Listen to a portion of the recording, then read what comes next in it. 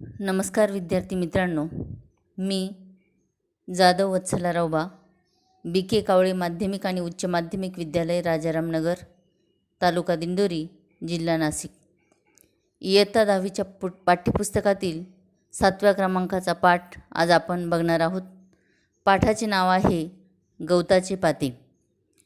विद्यार्थी मित्रांनो, आत्तापर्यंत आपण अनेक गद्यपाठ पद्यपाठ बघितले, परंतु हा जो पाठ आज आपण बघणार आहोत हा पाठ वेगळ्या साहित्य प्रकारातला आहे. अर्थात कथा नावाचा प्रकार आहे, परंतु कथा अनेक प्रकारच्या असतात. त्यामध्ये विज्ञान कथा, ऐतिहासिक कथा, जातक कथा, साहस कथा, रहस्य कथा, रूपक कथा, तर अशा अनेक प्रकारच्या कथा असतात.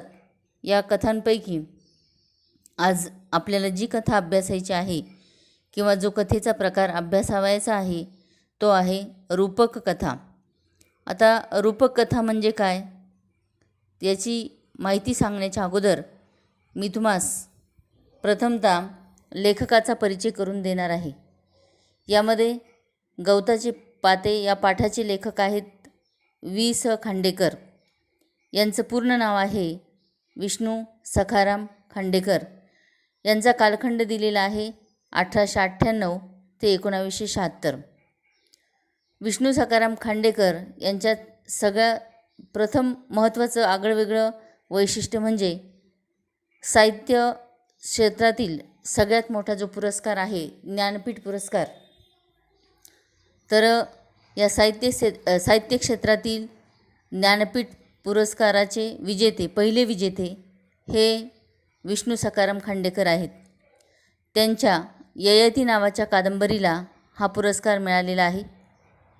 त्यानंतर वि.वा. शिरवाडकर म्हणजे विष्णू वामन शिरवाडकर यांच्या विशाखा नावाच्या काव्यसंग्रहाला ज्ञानपीठ पुरस्कार मिळालेला आहे. त्यानंतर तिसरे ज्ञानपीठ पुरस्कृत विजेते विंदा करंदीकर म्हणजेच गोविंद विनायक करंदीकर आहेत. त्यांच्या अष्टदर्शनी नावाच्या पुस्तकाला तो पुरस्कार मिळालेला आहे. त्याचबरोबर साहित्य क्षेत्रातील मराठीमधील हा जो ज्ञानपीठ पुरस्कार आहे तो भालचंद्र नेमाडे यांना मिळालेला आहे. विद्यार्थी मित्रांनो, साहित्य क्षेत्रामधला अतिशय उत्कृष्ट दर्जाचं साहित्य जे साहित्य लिहिलं जातं त्या साहित्यासाठी हा पुरस्कार दिला जातो. त्यामधला पहिला पुरस्कार मिळालेला आहे तो वि.स. खांडेकर यांच्या ययाती नावाच्या कादंबरीला. तर त्यांचा परिचय आपण बघणार आहोत. त्यामध्ये प्रामुख्याने बघा, ते कादंबरीकार, कथाकार, लघुनिबंधकार, समीक्षक, पटकथा लेखक ह्या सगळ्या पद्धतीचं त्यांचं लेखन आहे. पटकथा लेखक म्हणजे त्यांनी जवळजवळ 18 चित्रपटांसाठी कथा लिहून दिलेल्या आहे. साधारणतः चित्रपट कसा तयार करायचा आहे किंवा त्याचा नेमका आशय कसा असावा यावर आधारित थोडीशी माहिती दिली जाते आणि त्यातून सुंदर अशा प्रकारचं कथानक तयार करावं लागतं. आणि ह्या कथानकातून किंवा अशा प्रकारची एकूण 18 कथानकं हे वि.स. खांडेकरांनी तयार केलेले आहेत. म्हणजे त्यांच्या 18 पटकथांवरती चित्रपट तयार झालेले आहेत, 18 चित्रपट, आणि ते पण हिंदी, मराठी, तेलुगू अशा सगळ्या भाषांमध्ये ते तयार झालेले आहे. मित्रांनो, वि.स. खांडेकर हे एक श्रेष्ठ समर्पित मराठी लेखक आहेत. त्यांना लोकप्रियता मिळालेली आहे. मराठी साहित्यामधील एका मोठ्या कालखंडावर त्यांनी खांडेकर युग नावाचा एक असा ठसा उमटवलेला आहे. म्हणजे एका विशिष्ट कालखंडामध्ये त्यांचा जो कालखंड मी मगा सांगितला 1898 ते 1976 या कालखंडामध्ये प्रचंड साहित्य त्यांनी लिहिलेलं असल्यामुळे त्या कालखंडाला साहित्याच्या दृष्टीने विचारात जर घेतलं तर खांडेकर युग हा शब्दप्रयोग अतिशय योग्य आहे. यांच्या प्रकाशित झालेल्या प्रत्येक पुस्तकावर वाचकांच्या उड्या पडत असत. म्हणजे काय तर यांची पुस्तक प्रत्येक वाचकाला वाचावीशी वाटतात. हातात पुस्तक घेतल्यानंतर ते पूर्ण होईपर्यंत वाचक हे पुस्तक खाली ठेवत नाही. असं आगळंवेगळं त्यांच्या पुस्तकाचं वैशिष्ट्य आहे किंवा त्यांच्या लेखनशैलीचं वैशिष्ट्य आहे. त्यामुळे त्या संदर्भामध्ये पुस्तकावर वाचकांच्या उड्या पडत हा शब्दप्रयोग मी वापरला. त्यांच्या प्रत्येक पुस्तकाच्या अनेक आवृत्त्या निघालेल्या आहेत. आता विद्यार्थी मित्रांनो, तुम्ही इयत्ता 10वीमध्ये शिक्षण घेत आहात, तर ही आवृत्ती म्हणजे नेमकं काय असतं? उदाहरणार्थ बघा, एखाद्या साहित्यिकाने एखादं पुस्तक लिहिलं, त्यानंतर ते प्रकाशित झालं आणि जेव्हा ते प्रकाशित होतं त्यावेळेस तो साहित्यिक विशिष्ट प्रकारच्या प्रती छापतो. उदाहरणार्थ उदाहरण घ्यायचं झालं तर समजा ययाती नावाची जी कादंबरी आहे ती प्रकाशित झाली आणि तिच्या 100 प्रती काढल्या किंवा 1000 प्रती काढल्या. तेवढ्या प्रती बाजारात विकल्या गेल्या किंवा वाचकांनी विकत घेतल्या आणि त्यामुळे त्या संपल्यामुळे बाजारामध्ये इतर वाचकांनाही त्याचं वाचन करावं असं वाटत असून जर त्या मिळाल्या नाहीत किंवा हव्या असतील, मागणी असेल, तर पुन्हा प्रती छापल्या जातात. त्या पुस्तकाच्या पुन्हा प्रती छापल्या जातात.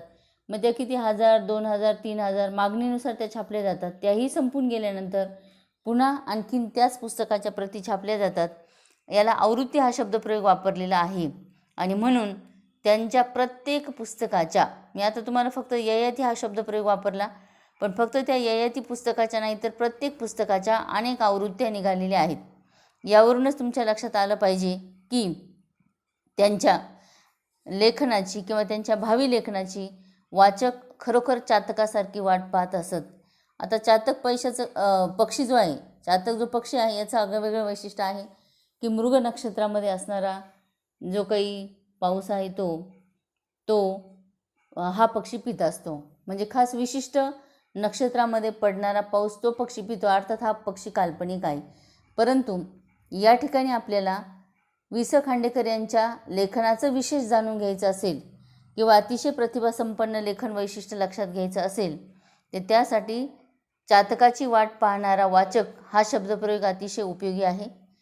तर खांडेकरांनी जेवढ्या प्रकारचे साहित्य लिहिलेलं आहे किंवा जेवढ्या प्रकारचं विपुल लेखन केलेलं आहे, या विपुल लेखनामध्ये त्यांचे कांचनमृग, 2 ध्रुव, उल्का, 2 मणी, हिरवा चाफा, रिकामा देव्हारा, पांढरे ढग, पहिले प्रेम, जळलेला मोहोर, ययाती, अमृतवेल, अश्रू ह्या एवढ्या कादंबऱ्या आहे.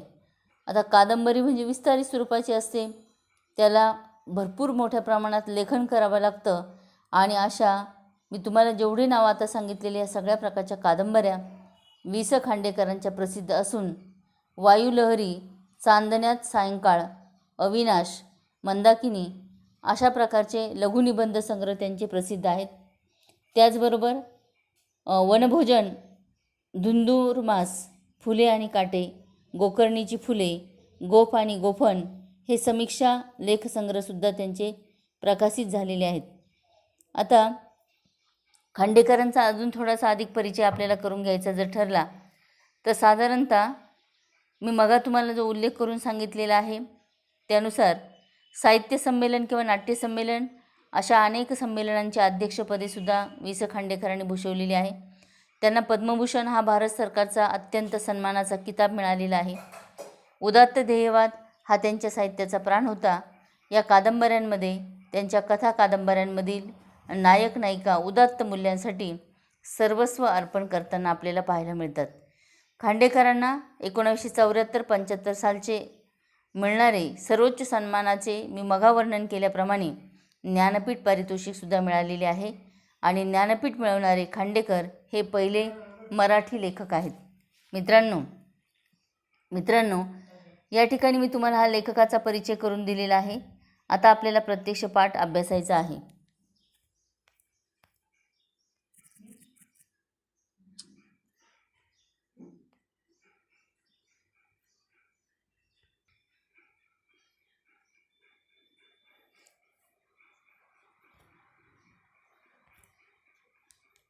विद्यार्थी मित्रांनो, बालपणापासून आपणास अनेक कथा ऐकायला आवडत असतील.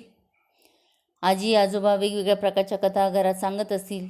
छोटे छोटे मुलं तर अतिशय लक्ष देऊन त्या कथा ऐकतात. कथा म्हणजेच गोष्ट, परंतु ही गोष्ट आपण अतिशय उत्सुकतेने आतुरतेने ऐकत असतो. तर या कथा अनेक प्रकारच्या आहेत.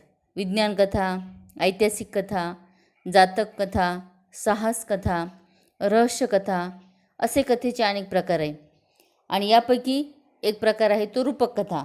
आता थोडक्यात आपल्याला रूपकथेची माहिती तर करून घ्यायचीच आहे, पण या अगोदर यामध्ये जे कथांचे प्रकार दिलेले आहे त्याची वैशिष्ट्ये पण आपण जाणून घेणार आहोत. याचं महत्त्वाचं कारण असं आहे की सहजगत्या तुम्ही विद्यार्थी चांगल्या पद्धतीने कथा लिहू शकतात. आपल्या विद्यालयामध्ये आपण मागील वर्षी कथा लेखनाची एक कार्यशाळा आयोजित केलेली होती. त्यावेळेस आपण कथा कशी लिहावी याच्यासाठी वेगवेगळ्या प्रकारची तुम्हाला PPT तयार करून ती माहिती पण दाखवली होती. त्यानुसार बऱ्याच मुलांनी स्वतः कथा पण तयार केलेल्या होत्या. म्हणजेच थोडक्यात काय, तुमच्याही प्रतिभा सामर्थ्याला वाव मिळू शकतो, तुमची कल्पकता वाढू शकते, तुम्हीसुद्धा अशा प्रकारच्या कथा तयार करू शकतात. त्यामुळे या कथेंचे विशेष आपणास माहीत असणं आवश्यक आहे.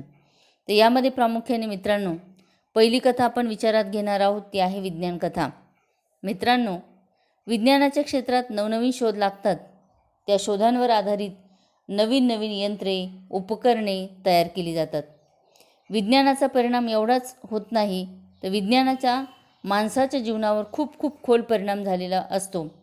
विचारांची दिशा बदलते, अनेक कल्पना बदलतात, धारणा बदलतात, श्रद्धा बदलतात, अंधश्रद्धेपासून माणूस दूर जातो, नीतीच्या संदर्भातील कल्पनासुद्धा बदलतात.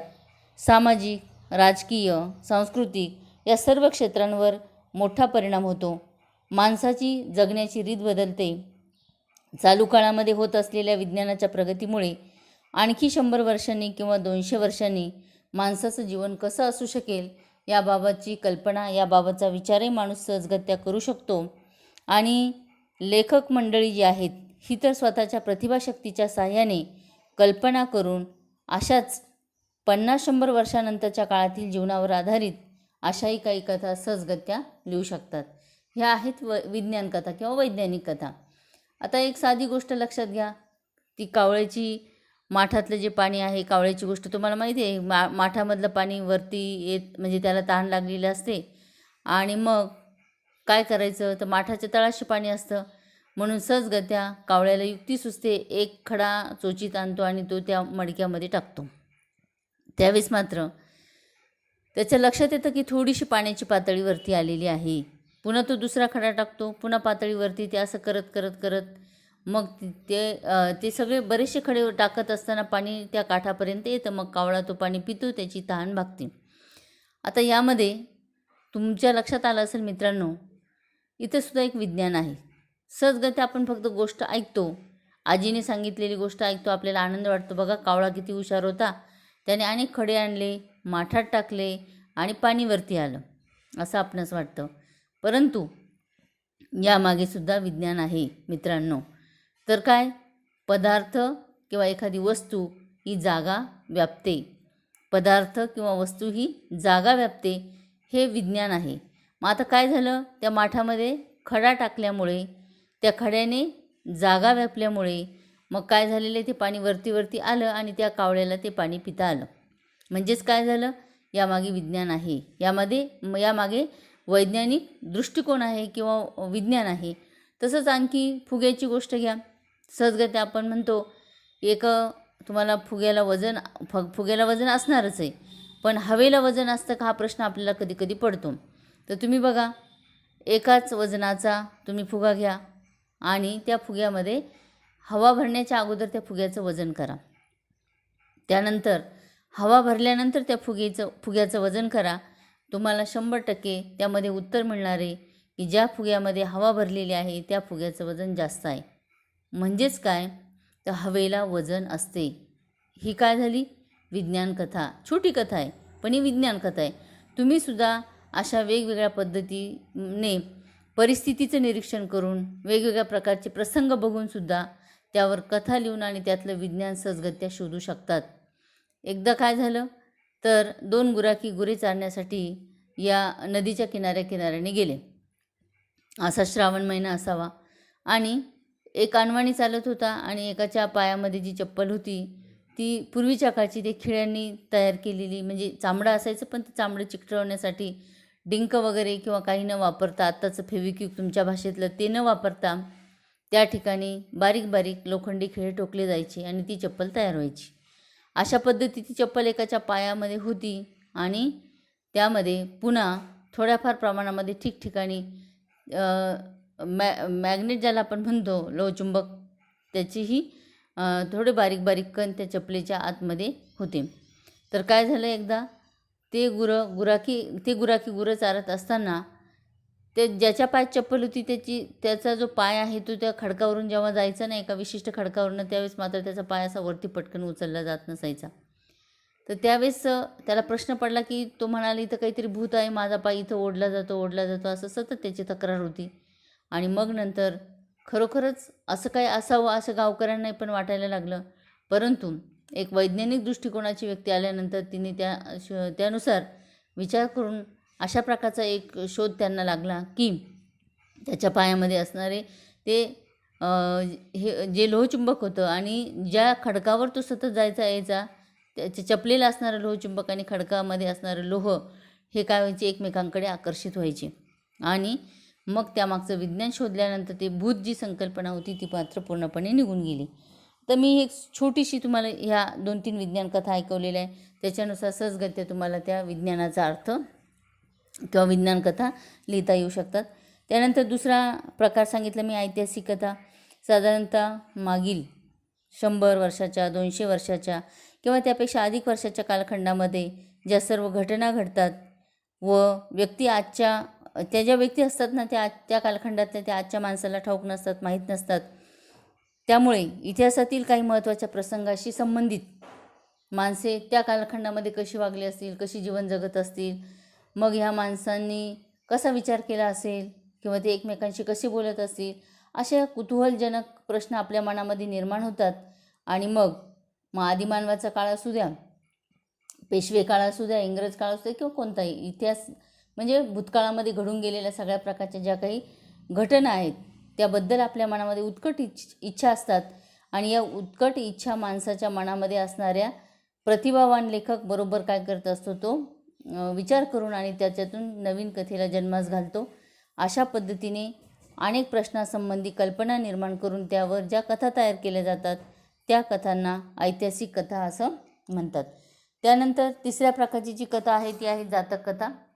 जातक कथा म्हणजे गौतम बुद्धांच्या पूर्वजन्मातील वेगवेगळ्या प्रकारच्या लिहिलेल्या कथा.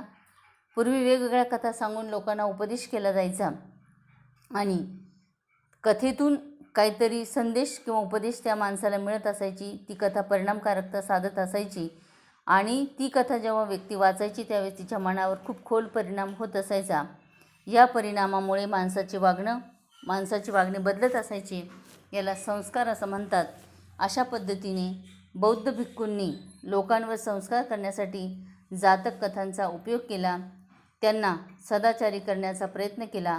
दया, करुणा, परोपकारिता, औदार्य अशा सद्गुणांचा प्रसार करण्याचा त्यांनी प्रयत्न केला.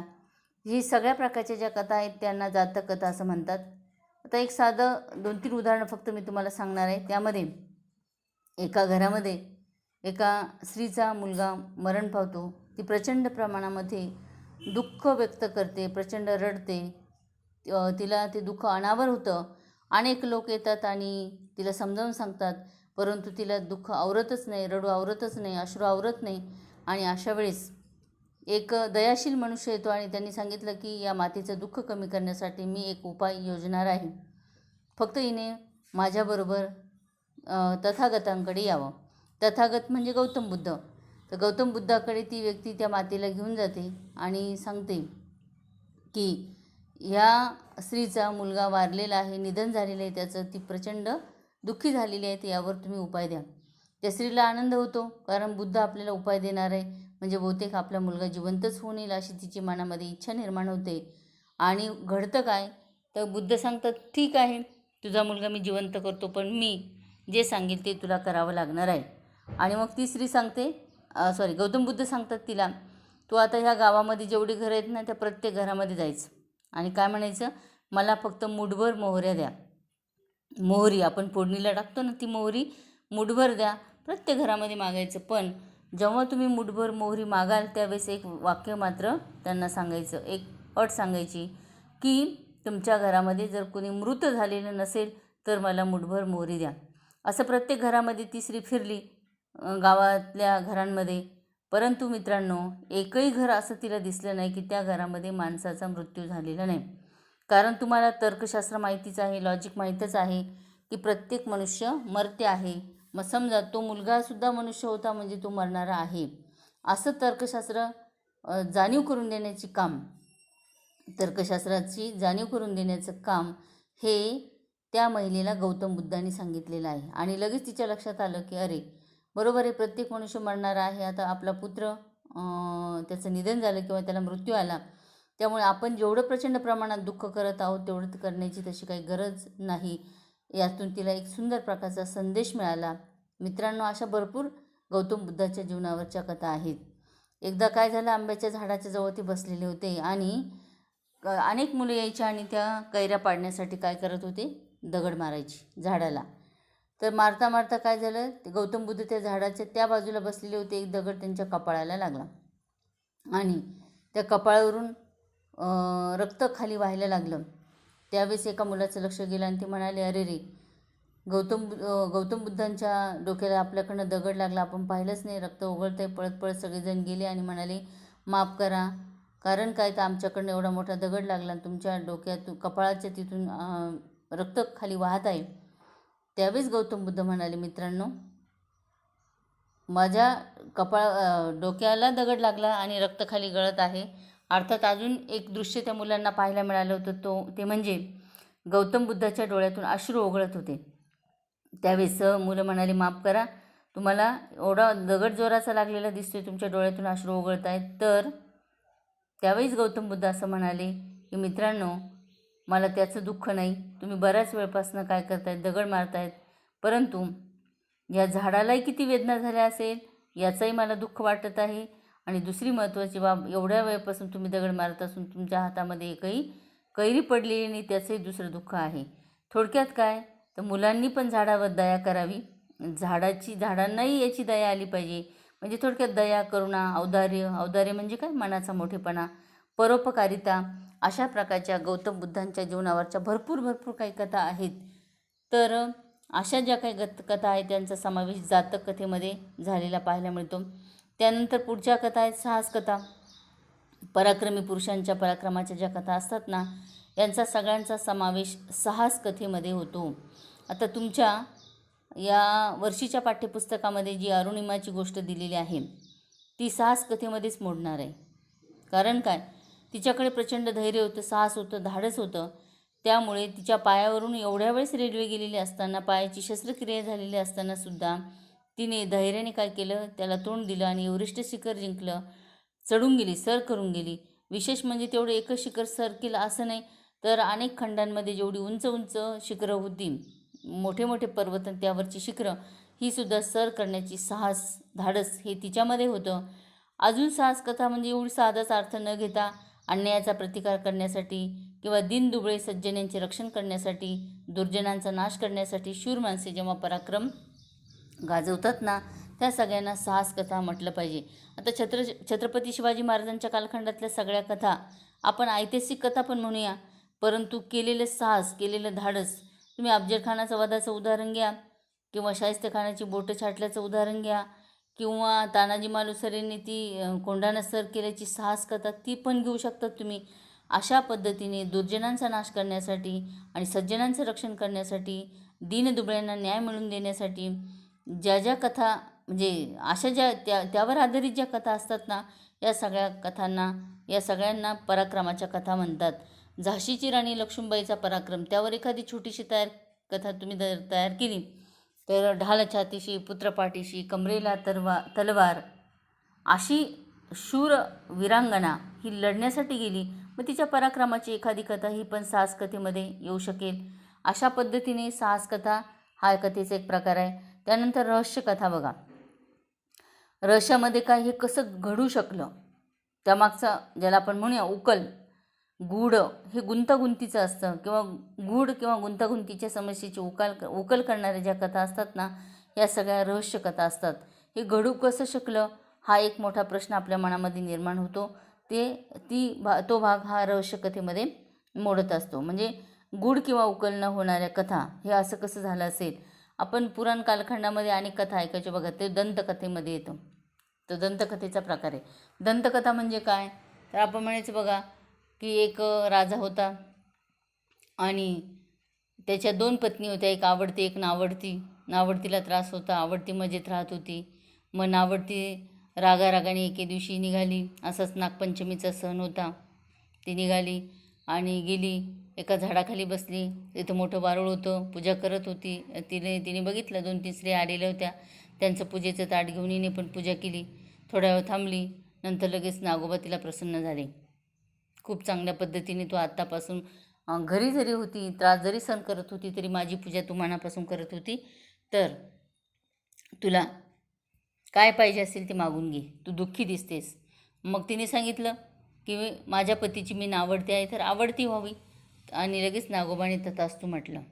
आणि मग काय झालं, लगेच ती स्त्री घरी गेली. घरी गेल्यानंतर दुसऱ्या दिवसापासून खरोखर तिला तसा अनुभव आला. आता ही कथा आपण ऐकली तर आपल्याला असं वाटतं की अरे हे कसं शक्य होईल बरं, कल्पनेतली जी कथा आहे कसं शक्य होईल. म्हणजे थोडक्यात त्याला दंतकथा म्हणतात. म्हणजे काय, आपल्याला ते सत्य पटतच नाही, वाटतच नाही, अशा ज्या कथा आहेत त्या दंतकथेमध्ये मोडतात. अशा भरपूर कथेचे प्रकार आहेत मित्रांनो. परंतु तुम्हाला अभ्यासक्रमामध्ये जी कथा टाकलेली आहे ती कथा आहे रूपक कथा. खऱ्या अर्थाने आता आपण पाठाकडे वळत आहोत. आता विष्णू सखाराम खांडेकर यांचे रूपक कथेचे 2 संग्रह आहेत. त्यामध्ये पहिला आहे सुवर्णकण आणि दुसरे आहे सुवर्णकण. या कथासंग्रहामधूनच ही रूपक कथा तुमच्यासाठी दिलेली आहे. तर यामध्ये लेखकांनी ही जी रूपक कथा सांगितलेली आहे, रूपक कथामध्ये खरं म्हणजे रूपक कथा जर म्हटली तर खांडेकरांची मराठी कथेला ही मोठी एक देणगीच आहे. आपलं जीवनविषयक जे तत्त्वज्ञान आहे किंवा आपल्या जीवनातली जी काही आदर्श मूल्य आहे याची मांडणी अतिशय सुंदर पद्धतीने करण्याचं काम खांडेकरांनी केलेले. मी मगा दुसरा जो काव्यसंग्रहाचं नाव सांगायचं थांबले होते, त्याचं नाव आहे वनदेवता. वनदेवता नावाचा रूपक कथा संग्रह जर तुम्ही पाहिला, त्याचं मुखपृष्ठ जरी पाहिलं ना, तर मुखपृष्ठामध्येच रूपक कथेचा अर्थ लगेच कळतो. चित्र इतकं सुंदर बनवलेलं आहे, मुखपृष्ठ एवढं छान तयार केलेलं आहे की त्या मुखपृष्ठामध्येच 2 अर्थ प्रतीत होतात. आता मी त्या ओघानेच लगेच माहिती सांगून टाकते. मित्रांनो, रूपक कथा या शब्दामध्येच अर्थ आहे कथेचा. कसा अर्थ आहे बघा. रूपक म्हणजे काय, तर अलंकाराचं नाव आहे रूपक अलंकार. रूपक अलंकार म्हणजे काय, उपमेय आणि उपमान यांच्यात इतके साम्य असते की त्यात भेद नाहीच असं वर्णन जिथे असेल त्याला रूपक कथा म्हणतात. मग आता उपमेय म्हणजे काय, ज्याला उपमा द्यायची ती गोष्ट. उपमान म्हणजे काय, ज्याची उपमा द्यायची ती गोष्ट. मग आता यामध्ये मी मग सांगितलं तुम्हाला की वनदेवता नावाचा जो रूपकथा संग्रह आहे त्याच्यामध्ये मुखपृष्ठ म्हणजे पुस्तक मी पाहिलं ग्रंथालयातून घेतल्याबरोबर, मुखपृष्ठ पाहिल्याबरोबर मला त्यात 2 चित्र दिसले. कसे, तर एक चित्र असं पाहायला मिळालं की त्या मुखपृष्ठावर झाड आहे, वेली आहे, सुंदरशी त्याला फुलं लगडलेली आहे. आणि दुसरा लगेच त्या चित्रातून मला असा अर्थबोध झाला की त्या वेली, ते फुलं वगैरे म्हणजे एका सुंदर स्त्रीचा चेहरा पण दिसला. म्हणजे एकामध्येच 2 अर्थ दिसलेले आहे. एक स्त्री दिसलेली आहे आणि एक लता म्हणजे वेली आणि त्याला लगडलेली फुलं वगैरे असं सुंदर नयनरम्य अशा प्रकारचं चित्र. तर मित्रांनो, मी हा अर्थ तुम्हाला का सांगितला, त्याचं कारण असं आहे की रूपकथेचं वैशिष्ट्यच हे आहे, ते म्हणजे की सांगायचं एक असतं, एक जीवनविषयक तत्त्वज्ञान सांगायचं असतं, पण ते दुसऱ्या उदाहरणातून दिलेलं असतं. आदर्श मूल्य ठसवायचं एक असतं, पण ते दुसऱ्या उदाहरणातून दिलेलं असतं. जीवनविषयक तत्त्वज्ञान सांगायचं एक असतं, पण ते दुसऱ्या उदाहरणातून दिलेलं असतं. अशा प्रकारची सुंदरशी मांडणी ज्या कथेतून केली जाते त्याला रूपक कथा असे म्हणतात. आता मी मगा म्हणाले 2 कथासंग्रह, त्याच्यापेक्षा अजून पण आहे, क्षितिज स्पर्श आहे, वेचलेली फुलं आहे, अशा अनेक कथासंग्रह आहेत. तर यामध्ये बघा, ही जी कथा आपल्याला अभ्यासासाठी दिलेली आहे ती म्हणजे सुवर्णकण नावाच्या रूपक कथा संग्रहामधून. यामध्ये खांडेकरांनी काय केले, सृष्टीतील पाने म्हणजे झाडाचं पान आणि मातीवर उगवलेलं गवताचं पातं या घटकांच्या रूपकामधून आपल्याला मनुष्य जेव्हा जीवन जगतो ना, तर जीवन जगत असताना माणसाच्या विविध वृत्ती प्रवृत्तींचे, माणसांच्या भावभावनांचे दर्शन घडविण्याचा प्रयत्न केलेला आहे. मित्रांनो, कथेला सुरुवात करण्याच्या अगोदर मी तुम्हाला रूपक कथेची काही वैशिष्ट्ये सांगणार आहे. मग मी तुम्हाला रूपक कथेचा अर्थ म्हणजे रूपक अलंकाराचा अर्थ सांगितला, पण आता रूपक कथेची वैशिष्ट्ये काय असतात ती जाणून घ्या. तुमच्यासमोर पाठ्यपुस्तक असेल, पान नंबर 24वर ती पिवळ्या रंगामध्ये जेवढी कथा दिलेली चौकोनामध्ये, एवढी छोटी छोटी कथा आहे, एकदम छान लहान, पण ती लहान असूनही तिच्यामध्ये अर्थघनत्व आहे. म्हणजे काय, तर रूपक कथेचं पहिलं वैशिष्ट्य असं आहे, ती आकाराने लहान असते. दुसरं वैशिष्ट्य, जरी ती आकाराने लहान असली तरी तिच्यामध्ये अर्थ घनत्व असतं. घनत्व म्हणजे काय, प्रचंड अर्थ दडलेला असतो, खूप अर्थ दिलेला असतो. म्हणजेच त्याच्यामध्ये आशय समृद्धता असते, सूचकता असते, काहीतरी आपल्याला सुचवायचं असतं. मोठा समृद्ध अशा प्रकारचा आशय म्हणजे अर्थ दिलेला असतो आणि ती अधिक परिणामकारक होत असते. त्यामध्ये नाट्यात्मकता पण असते, अलंकारिकता असते, संदेशपरता असते. संदेशपरता म्हणजे संदेश देण्याचा गुण. ही रूपक कथेची वैशिष्ट्ये आहेत. रूपक कथेमधून वाच्यार्थ क्षणोक्षणी अंशतः कमी कमी होत जाऊन लक्षार्थ प्रभावीपणे सूचित होतो. अशी वैशिष्ट्ये मी तुम्हाला सांगितलेली आहे. आता बघा, पहिलं वैशिष्ट्य, ती आकाराने लहान असते. हा तर साधाच अर्थ तुम्हाला कळाला असेल. तिच्यात अर्थघनत्व असते. दुसरं वैशिष्ट्य म्हणजे काय, अर्थ प्रचंड भरलेला असतो. म्हणजे कथा लहान पण अर्थ मोठा. तिसरं आशय समृद्धता, म्हणजे अर्थ खूपच मिळतोय, समृद्ध अशा प्रकारचा अर्थ मिळतो, काहीतरी सूचित केलेलं असतं. त्यानंतर नाट्यात्मकता हा विशेष सांगितलेला आहे बघा. आता इथे तुम्हाला कथा वाटते, पण तुम्ही जर याची स्क्रिप्ट बनवली तर याचं नाटक तयार होऊ शकतं. म्हणजे इथं दोघांमधला संवाद आहे बघा. पहिलं एक गवताचं पातं आणि दुसरं आहे झाडाचं पान. दोघांमधला संवाद रूपाने जर तुम्ही ह्याच कथेचं कशात रूपांतर करू शकता, नाटकामध्ये. म्हणून नाट्यात्मकता हा पण एक विशेष सांगितलेला आहे. त्यानंतर अलंकारिकता. आता इथे अलंकारच दिलेले, रूपक अलंकाराचे पूर्ण आणि संदेशपरता, संदेश देण्याचा गुण. म्हणजे पूर्ण कथा देऊन आणि आपल्याला संदेश काय दिलेला आहे, तर आता कथा शिकल्यावरच कळणार आहे, आधी त्याचा अर्थ सांगून उपयोग नाही. मित्रांनो, वनदेवता नावाच्या रूपक कथासंग्रहामधून मी भरपूर कथा वाचलेल्या आहे. तर त्या कथेचा अर्थ किंवा त्या कथा मी नंतर तुम्हाला सांगणार आहे. आधी आपण या कथेचा अभ्यास करणार आहोत. आता मी कथा वाचणार नाही, मी फक्त तिचा अर्थ देणार आहे तुमच्या डोळ्यासमोर. माझ्या मते ही कथा असावी. आता बघा, ऋतू सुरू झालेला आहे, हिवाळा. 3 ऋतू माहिती तुम्हाला, उन्हाळा, हिवाळा, पावसाळा. मराठी ऋतू मी तुम्हाला वसंत, हृदय, चैत्र पाठ शिकवला, त्यामध्ये तर ते 6 ऋतूंची माहिती दिलेली आहे. पण वरवर आपण मुख्य 3 ऋतू मानतो, हिवाळा, उन्हाळा आणि पावसाळा. तर या ठिकाणी खांडेकरांनी असं सांगितलेलं आहे की हिवाळा नुकताच सुरू झालेला होता. भूतकालीन वाक्य आहे, पाहिलेलं दृश्य आहे. हिवाळा सुरू झाला होता आणि हिवाळा सुरू झाल्यानंतर काय होतं, झाडावरची जी पानं आहे ती पटपट पटपट खाली काय होतात, गळायला लागतात. पटपट खाली गळायला लागतात. पण कोणती पानं गळतात, जे पान पिकतं तेच खाली गळून पडतं. म्हणून झाडावरून एकामागून एक पिकलेली पाने गळून पडू लागली हिवाळा सुरू झाल्यामुळे.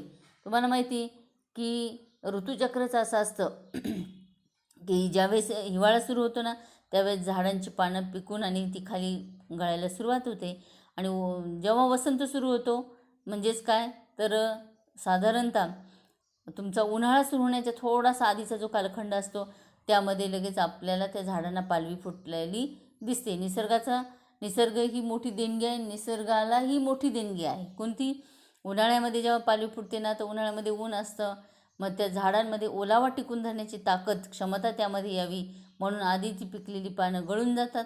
आणि सृष्टी किती सुंदर आहे बघा, निसर्ग किती सुंदर आहे बघा, त्या झाडाला ती पाने आलेली आपल्याला पाहायला मिळतात. म्हणून इथे बघा हिवाळा नुकताच सुरू झाला होता आणि झाडावरून, झाड म्हणाले मी उंच वाढलेल्या झाडावरून एकामागून एक पिकलेली पाने गळून पडू लागली. पानांचा आवाज आहे पट पट पट. आता इथे पटपट हा जो आवाज आहे हा ध्वनिदर्शक आवाज आहे. तुम्हाला कृतीपत्रिकेमध्ये असा प्रश्न विचारला जाईल, समजा हाच परिच्छेद दिला आणि त्यावरती तुम्हाला प्रश्न विचारलेले असले तर त्यावर प्रश्न असा विचारला जातो की या परिच्छेदामध्ये, या उतार्यामध्ये ध्वनिदर्शक शब्द कोणते, किंवा असा प्रश्न विचारला जाईल या उतार्यामध्ये अभ्यस्त शब्द कोणते किंवा अनुकरणवाचक शब्द कोणते. आता मी अनेक शब्द बोलले तुम्हाला, अनुकरणवाचक, अभ्यस्त, ध्वनिदर्शक, याचा अर्थ काय तो समजून घ्या. तुम्हाला इयत्ता 10वीसाठी शब्दसिद्धी परीक्षेसाठी दिलेली आहे. तर शब्दसिद्धीचे भरपूर प्रकार आहेत. तत्सम, तद्भव, त्यानंतर उपसर्ग घटित शब्द, प्रत्यय घटित शब्द आणि अभ्यस्त शब्द. तर अभ्यस्त शब्दाचे 3 प्रकार आहे. त्यामध्ये पहिला आहे पूर्णाभ्यस्त, दुसरा अंशाभ्यस्त आणि तिसरा अनुकरणवाचक. पूर्णाभ्यस्त म्हणजे काय, तर एकाच शब्दामध्ये 2 पदं जे असतात ना, ही जर सारखी असतील तर त्याला म्हणायचं पूर्णाभ्यस्त. अंशाभ्यस्त म्हणजे काय, एक शब्द असतो त्याच्यातली 2 पदं थोडी सारखी थोडी वेगळी असतील तर अंशाभ्यस्त. आणि अनुकरणवाचक म्हणजे काय, तर दिलेला जो शब्द आहे त्याच्यामध्ये दोन्ही पदं एकदम सारखी असतील पण तो शब्द जेव्हा आपण उच्चारू, बोलू, वाचू तेव्हा त्याच्यातून ध्वनी प्रकट होतो आहे, किंवा तो शब्द वाचल्यानंतर आता समजा पटपट म्हटल्यानंतर झाडाचं पान खाली पडतं म्हणजे पटपट हा काय झाला, आवाज, ध्वनी. तर असे ध्वनिदर्शक जे शब्द असतात त्यांना म्हणतात अनुकरणवाचक शब्द. तर या ठिकाणी पट पट पट हा काय आहे, अनुकरणवाचक शब्द आहे, म्हणजे ध्वनिदर्शक शब्द. ध्वनी म्हणजे काय, आवाज व्यक्त करणारा, आवाज दर्शविणारा शब्द. तर इथं पट पट पट हा ध्वनिदर्शक शब्द आहे. मग बघा, झाडावरून एकामागून एक पिकलेलं पान जेव्हा गळायचं त्यावेळेस त्यांचा तो पट पट पट असा कर्णकटू आवाज आणि पुढे अपेक्षाचिन्ह दिलेलं आहे. कर्ण म्हणजे कान, कटू म्हणजे कर्कश. कानाला सहन न होणारा जो आवाज असतो ना त्याला कर्णकटू असं म्हणतात. कानाला सहन न होणारा आवाज. तुम्ही बघा, कधी कधी तुम्हाला कर्णकटू आवाजच वाटत नाही, मग आपण म्हणतो, आजी म्हणते अरे तो TV बंद कर, फार मोठा आवाज येतोय त्याचा, कारण तिच्या कानाला तो सहन होत नाही वयानुसार. पण आपल्याला नाही वाटत, आपल्याला असं वाटतं नाही, आपण म्हणतो आजी काय तू पाहिजे तर बाजूला जाऊन बस, दुसरीकडे जाऊन बस. परंतु इथे कर्णकटू म्हणजे कर्कश, कानाला सहन न होणारा असा अर्थ देण्यासाठी मी तुम्हाला सांगितलेलं आहे. कर्णकटूला समान अनेक शब्द आहे. कर्कश आहे, बसाडा आहे, कर्णकठोर आहे, बेसूर आहे, असे शब्द त्याला समानार्थी येऊ शकतात. हे का सांगितले शब्द तुम्हाला, तर परीक्षेला असाही प्रश्न विचारला जाऊ शकतो की यामध्ये बसाडा या किंवा कर्णकटू किंवा कर्कश या शब्दाला समानार्थी शब्द लिहा. तर तुम्हाला तो लिहिता आला पाहिजे. बघा, तो आवाज आला आणि तो आवाज ऐकून धरणी मातेच्या कुशीमध्ये झोपी गेलेलं एक चिमणं गवताचं पातं. चिमणे म्हणजे कसं, कोमल. गवताचं पातं कसं असतं, कोमल असतं, म्हणून त्याला काय शब्दप्रयोग वापरलेला आहे, चिमणे गवताचे पाते. म्हणजे हा कोणता शब्द आला माहिती का, चिमणे मृदू म्हणजे मऊ. आता मग मी सांगितलं ना कर्णकटू म्हणजे कसा आला तो आवाज, थोडक्यात काय, ज्याच्यातून ध्वनी जोरात प्रकट होतो तो म्हणूया. उदाहरणार्थ जसं आपण म्हणतो धडाम दुडुम, दणदणाट, खनखनाट, घनघनाट, हे शब्द कसे आहेत, तर ध्वनी प्रकट करणारे आहेत, किंवा आपण त्याला काय म्हणूया, मोठा आवाज व्यक्त करणारे. पण मंजूळ आवाज व्यक्त करणारे जे शब्द आहे त्यामध्ये चिमणा, चिटुकला, सानुला, चिमुरडा असे शब्द आहे. बघा, अशा पद्धतीने मातीवर उगवलेलं जे पातं आहे गवताचं त्याला इथं चिमणे शब्द वापरलेला आहे. असा प्रश्न विचारला जाईल, चिमणे शब्दाला समानार्थी शब्द कोणते, किंवा कोमल शब्दाचा यामध्ये आलेला शब्द कोणता, गवताच्या पात्यासाठी कोणती विशेषणे वापरलेली आहे, किंवा अधिक कोणती विशेषणं वापरली जाऊ शकतात किंवा वापरता येतील. तर मी आता सांगितल्याप्रमाणे चिमणे, चिटुकला, सानुला, चिमुरडा किंवा कोमल. तर बघा, मातीवरती आता तुमच्या डोळ्यासमोर चित्र उभं राहिलं पाहिजे बरं का, मी कथा सांगू राहिले. चित्र कसं उभं राहिलं पाहिजे, एक झाड आहे, हिवाळा ऋतू आहे, झाड आहे, त्या झाडाला काही पानं पिकलेली आहे, जे पान जास्त पिकलेलं आहे ते खाली पडत आहे, एकच नाही अनेक पानं खाली पडत आहे. पण इथं आपल्याला संवादासाठी एक पान लक्षात घ्यायचं आहे, तर ते पान खाली पडतं आहे आणि त्याच वेळेस खाली जी माती आहे त्या मातीवरती म्हणजे धरणी मातीच्या कुशीमध्ये झोपी गेलेलं एक चिमणं गवताचं पातं जागं झालं. म्हणजे काय जागे झाले म्हणजे आधी झोपलेलं होतं. आणि जेव्हा ते गिरक्या खात खात जमिनीवर येत होतं ना वरून पान खाली, त्या पानाला ते म्हणाले, मी मग बोलले बघा संवाद, नाट्यात्मकता, संवाद. म्हणजे आता इथं तुम्हाला सुरुवातीला इथं देता आलं असतं काय, झाड. मग पुढं काय लिहिणार की पटपटपट असा आवाज आहे कंसात म्हणून. मग खाली काय म्हणणार, गवताचे पाते काय म्हणाले, पडता पडता किती कटकट करतोस तू, तुझ्या या दंग्यानं माझ्या साऱ्या गोडगोड स्वप्नांचा चुराडा झाला की.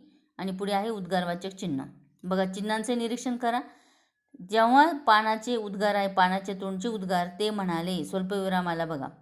म्हणजे काय, जेव्हा एखादी व्यक्ती बोलते ना त्यावेळेस तिचं तोंडचे उद्गार सांगायचे असेल त्याच्या अगोदर स्वल्पविराम द्यायचा. आणि तिच्या तोंडचं वाक्य जेव्हा सुरू होतं त्यावेळेस दुहेरी अवतरण चिन्ह द्या. ते कुठं संपतं, तिच्या तोंडचं वाक्य पूर्ण होईल तेव्हा.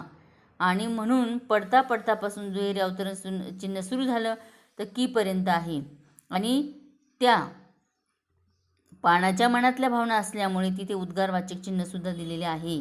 उद्गारवाचक चिन्ह केव्हा वापरतो आपण, एखाद्या व्यक्तीच्या मनातली भावना व्यक्त करायची असेल त्यावेळेस, म्हणून इथे उद्गारवाचक चिन्ह वापरलेलं आहे.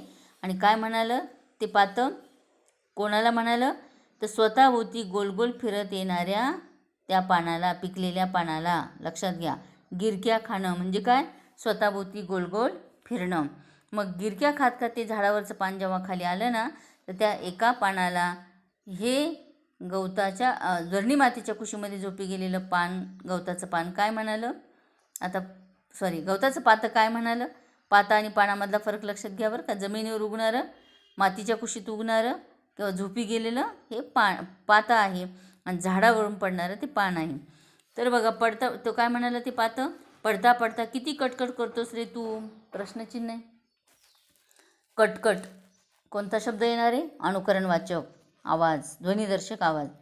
आणि तो काय म्हणाला, खरं म्हणजे तुम्ही आम्ही आज म्हणजे नुसतं हे वाक्य वाचल्यावर आपण काय म्हणणार, अरे एवढं एवढं पान ते खाली पडतंय आणि त्याचा एवढा आवाज होणार आहे का कटकट होण्यासारखा, नाही. पण ते पातच इतकं नाजूक आहे जमिनीवरचं की त्याला तो आवाज मोठाच वाटणार आहे. म्हणून मी मागं तुम्हाला आजीचं उदाहरण दिलं. तर काय म्हणाले, पडता पडता किती कटकट करतोस तू, तुझ्या या दंग्यानं. तू जणू काही दंगा घालतोय, स्वतःभोवती गोल गोल फिरत आवाज करत आला, दंगा घालत आला आणि माझ्या गोडगोड स्वप्नांचा चुराडा झाला की.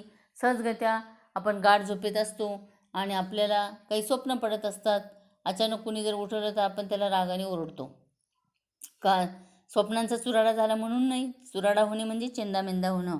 म्हणजे काय, ते पूर्णपणे आपल्या स्मृतीतून नष्ट होऊन जाणे. एक गोष्टी रूपानेच काहीतरी स्वप्न आपल्याला पडत असतं आणि मग आपण त्याच्यात काय होतो, गुंगून जातो, गाढ झोप लागलेली असते आणि मग आपल्या झोपेला अडथळा येतो म्हणून आपण चिडतो. तसं इथं झालं. आणि तो म्हणाला की माझ्या स्वप्नांचा काय केला, तो चुराडा केला. असं म्हटल्याबरोबर पानाला मात्र राग आला. पानाला राग आला आणि तो परत चिडून म्हणाला, पान काय म्हणाले चिडून बघा, स्वल्पविराम आला. आता पानाचे तोंडचे उद्गार आहे ते तो पान काय म्हणाले, अरे जा चिडखोर बिब्बा कुठला. आता चिडखोर आणि बिब्बा हा शब्दप्रयोग एक थोडक्यात आपण ज्याला म्हणून रागाच्या स्वरूपात, जसं आपल्याला राग आल्यावर आपण एखादा वाईट शब्द वापरतो तो शब्द त्यांनी वापरला. शिवी म्हणतो तुम्ही त्याला, चिडखोर आणि बिब्बा म्हटलं. अरे जा म्हणजे काय, उद्गाराचे चिन्ह, मनातली भावना, जा. चिडखोर बिब्बा कुठला, मातीत जन्मून मातीतच लोळणाऱ्या. आता मातीतच लोळणं म्हणजे काय, साधा अर्थ घेऊ नका. आपण काय म्हणतो, काय नाही मातीतच उगवलं म्हणून मातीत लोळणं असा शब्दप्रयोग दिला नाही. पानाला काय सांगायचं माहिती का, तू क्षुद्र पातळीवर जगत आहे, तुझा जन्म क्षुद्र पातळीवर झाला. म्हणजे तू खाली मातीवर आहे, मी मात्र बघ ना माझी उंची एवढी, मग मी उंचावरून हे सगळं असं म्हण सगळं जग बघू शकतो, एवढा उंचावर मी गेलो, माझं स्थान एकदम उंच आहे आणि तुझं स्थान कुठं आहे, एकदम खाली आहे. म्हणून त्याला क्षुद्र समजलं आणि म्हणाला की मातीतच लोळणाऱ्या तुझ्यासारख्या क्षुद्र गवताच्या पात्याला आमच्या या उच्च वातावरणाची कल्पना कशी येणार, प्रश्नचिन्ह आहे. उच्च वातावरण म्हणजे झाड उंच वाढलेलं, त्याला लागलेली पानं. मग हे झाड उंच असल्यामुळे त्याला सगळं दिसतं आहेत, गावाची गावं, नद्या, समुद्र, झरे वगैरे वगैरे सगळं दिसतं आहेत, म्हणजे मी फार उंच आहे. आणि मातीमध्ये लोळणारं झाड क्षुद्र असं कोणी मांडलं, पानाने मांडलं. त्यावेळेस तो काय म्हणाला, त्या गवताच्या पात्याला काय म्हणाला, झाडावरचं पान, हा दंगा नाही बेटा, हे गाणं चाललंय गाणं. तो गाणं म्हणत म्हणत त्याचं म्हणणं, माझं जीवन किती सुंदर आहे बघा ना, जाते वेळीसुद्धा मी आनंदी आहे. आता जातं म्हणजे काय? आता पिकलं पान ते पिकलं पान खाली गळून पडलं म्हणजेच काय झालेलं आहे? त्याला मृत्यू आलेला आहे. पान पिकणं म्हणजे काय? तर त्याला मृत्यू येण्याची अवस्था आहे ना. ते खाली पडतंय म्हणजे काय? तर मृत्यूच आलेला आहे. तरी अशा अवस्थेमध्ये ते आनंदित आहे. म्हणून त्याने काय सांगितलं? हे माझं गाणं चाललं आहे आणि तू मात्र कसा आहे? अरसिक आहे. मी मरते समयीसुद्धा गाणं गातो आहे, तू मात्र कसा आहे? अरसिक आहे. जन्मात कधी आ न करणाऱ्या तुझ्यासारख्या अरसिकाला हे समजायचं नाही. आता जीवन जगत असताना माणसं गाणंच म्हणतात, आनंदी जगतात. गाणं म्हणणं म्हणजे आनंदी जगणं. तसे झाडावरचं पान आनंदी जगत होतं आणि खाली पडताना पण आनंदी आहे. आणि त्याला असं वाटलं की मातीमध्ये उगवणाऱ्या पात्याला काय माहिती हो गाणं म्हणजे काय? काय माहिती हो आनंदी जगणं म्हणजे काय? काय माहिती या विश्वात काय दडलेलं आहे? त्याची थोडीसुद्धा कल्पना नाही. म्हणून त्याला अरसिक हा शब्दप्रयोग वापरलेला आहे. तुझ्यासारख्या अरसिकाला. तुला उत्सुकताच नाही ना, कुठे काय दिसते? ही पाण्याची उत्सुकता आहे का? नाही. जन्माला आला मातीवर, झोपतोय मातीच्याच कुशीत आणि त्यामुळे त्याला अरसिक हा शब्द वापरलेला आहे. आता व्याकरणाचा विचार जर केला ना, तर मूळ शब्द रसिक आहे बघा. रसिक म्हणजे त्या गोष्टीमध्ये रस वाटणं, आवड निर्माण होणं अशा प्रकारचं. पण अरसिक म्हणजे काय?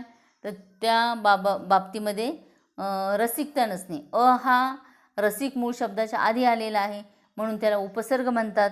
आणि म्हणजे म्हणून हा पूर्ण जो शब्द तयार झाला ना अरसिक, याला उपसर्ग घटित शब्द म्हणतात.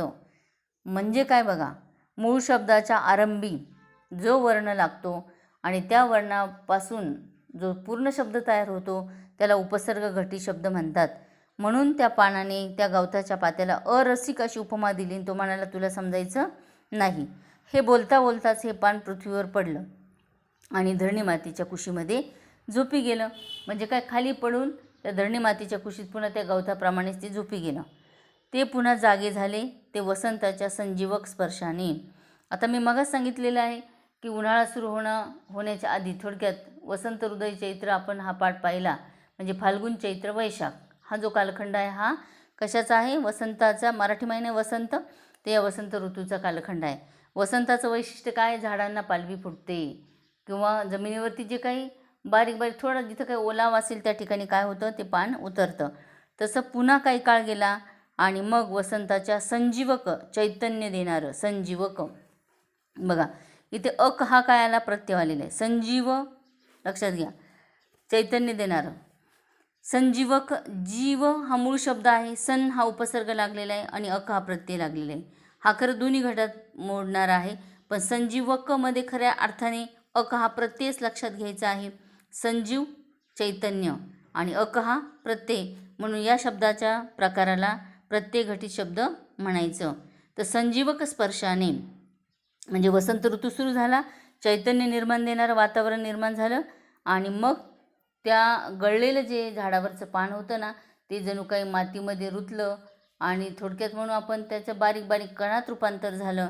आणि या वसंताच्या संजीवक स्पर्शाने त्या स्पर्शामध्ये जी विलक्षण जादू होती त्या जादूने आता त्या पानाचे रूपांतर पुन्हा गवताच्या पात्यामध्ये झाली. तर आपण म्हणणार आता असं कसं आहे? निसर्गात अनेक वनस्पती आहे, उदाहरणार्थ पानफुटी बघा. आता तुम्ही म्हणा ते गवताचं पान तर झाडावरचं आहे, पानफुटीचा प्रश्न काय आला? पानफुटी हे तर जमिनीलगतच उगवतं, त्याचं पान पुन्हा आपण समजा तोडलं आणि पुन्हा जमिनीत लावलं तर पुन्हा मोठी वनस्पती तयार होते, बरोबर आहे. परंतु इथं हे जे खांडेकर आहेत ना, लेखक वि. स. खांडेकर, यांना आपल्याला एक माणसाला एक उपदेश द्यायचा आहे, संदेश द्यायचा आहे. म्हणून त्यांना असं म्हणायचं आहे की झाडाचं हे जे पान आहे हे पानच त्या मातीमध्ये गेलं आणि त्याचं बारीक बारीक कणामध्ये रूपांतर झालं. पुन्हा हिवाळा आला आणि त्या मातीच्या कुशीतूनच जे झाडावरचं पान खाली पडलं होतं ना त्याचंच पुन्हा गवताचं पात्र तयार झालं. मातीच्या कुशीतून ते डोकं वर काढायला लागलं, त्याला थंडी वाजायला लागली हिवाळा असल्यामुळे आणि थंडीने कुडकुड शब्द काय झाला? कुडकुडणे म्हणजे काय झाला? तर हा अनुकरणवाचक शब्द आहे. तर कुडकुडत गवताचे पाते त्या धरणी मातीच्या कुशीमध्ये लपू लागले, झोपू लागले. कोणाप्रमाणे? आधीचं जे गवत होतं त्याप्रमाणे बघा. पण पुन्हा पुन्हा त्याची झोपमोड व्हायला लागली. कशामुळे झोपमोड व्हायला लागली? तर त्याच्या अवतीभोवतीसुद्धा मोठे मोठे जे काही झाडं होती ना या झाडांची पानं गळूनच पडायला लागली. सृष्टीचा नियमच आहे, पिकलं पान खाली पडणार. अशा पद्धतीने ती पानं गळायला लागली ना, तर जेव्हा जिकडे तिकडे झाडांवर पाने सळसळत होती, सळसळ हा सुद्धा ध्वनिदर्शक शब्द आहे, म्हणजेच हा अनुकरणवाचकमध्ये मोडणार आहे. झाडाची जी पानं असतात ना, त्याच्यातून वारा जर गेला आणि ती पानं वाऱ्यामुळे एकमेकाला घासली गेली, फांद्या एकमेकाला घासल्या गेल्या, त्याच्यामधून जो आवाज येतो तो असतो सळसळ, म्हणून इथे सळसळ शब्द दिलेला आहे. तर असा पानांची सळसळ सुरू होती, पटपट असा आवाज करीत पृथ्वीवरती पानं पडत होती. आणि हे गवताचे पाते आता पुन्हा कपाळाला लाठी घालून स्वतःशी पुटपुटले. कपाळाला लाठी घालणे म्हणजे काय? त्रासिक भाव व्यक्त करणे. आपल्या मनाजोगी गोष्ट जेव्हा घडत नाही ना, त्यावेळेस आपण कपाळाला आठे घालतो बघा, आपल्याला राग येतो, आपण त्रासिक भाव व्यक्त करतो. तसं ह्या गवताच्या पात्याने कपाळाला आठी घातली, म्हणजे त्रासिक भाव व्यक्त केले. आणि काय म्हणालं? काही हिवाळ्यातली पानं, पुन्हा उद्गारवाचक चिन्ह आहे, त्याला पण राग आला आणि रागातच तो बोलला, काही हिवाळ्यातली पानं जीव खाऊन टाकला यांनी अगदी. म्हणजे काय? जीव नकोसा झाला, नकोसा झाला आहे. कारण सारखे कसे आवाज करतायत ते, कर्णकटू आवाज करतायत. पुन्हा पुन्हा आम्ही झोपलेलो असतो ना, आम्हाला जाग येते, आम्हाला झोपेला अडथळा येतो आहे, आमच्या स्वप्नांचा काय होतो आहे, चेंदामेंदा होतो आहे, किंवा आमची स्वप्न काय होऊन जात आहे, विरून जात आहेत. केवढा हा कर्णकटू आवाज. आणि पुन्हा त्याने मनातली भावना व्यक्त केली, छी छी छी. कसं आहे, ज्याला आपण म्हणूया की तिरस्कारदर्शक शब्दयोगी, आपलं तिरस्कारदर्शक हे काय आहे? केवलप्रयोगी अव्यय आहे. केवलप्रयोगी अव्ययाचे अनेक प्रकार आहेत. प्रशंसादर्शक, तिरस्कारदर्शक, हर्षदर्शक, आश्चर्यदर्शक, बरोबर आहे. तर त्याच्या अगोदर केवलप्रयोगी अव्यय म्हणजे काय हे माहिती पाहिजे. तर त्याचा केवलप्रयोगी अव्यय म्हणजे काय? मनातील भावना व्यक्त करण्यासाठी जे अव्यय वापरलं जातं त्याला म्हणतात केवलप्रयोगी अव्यय.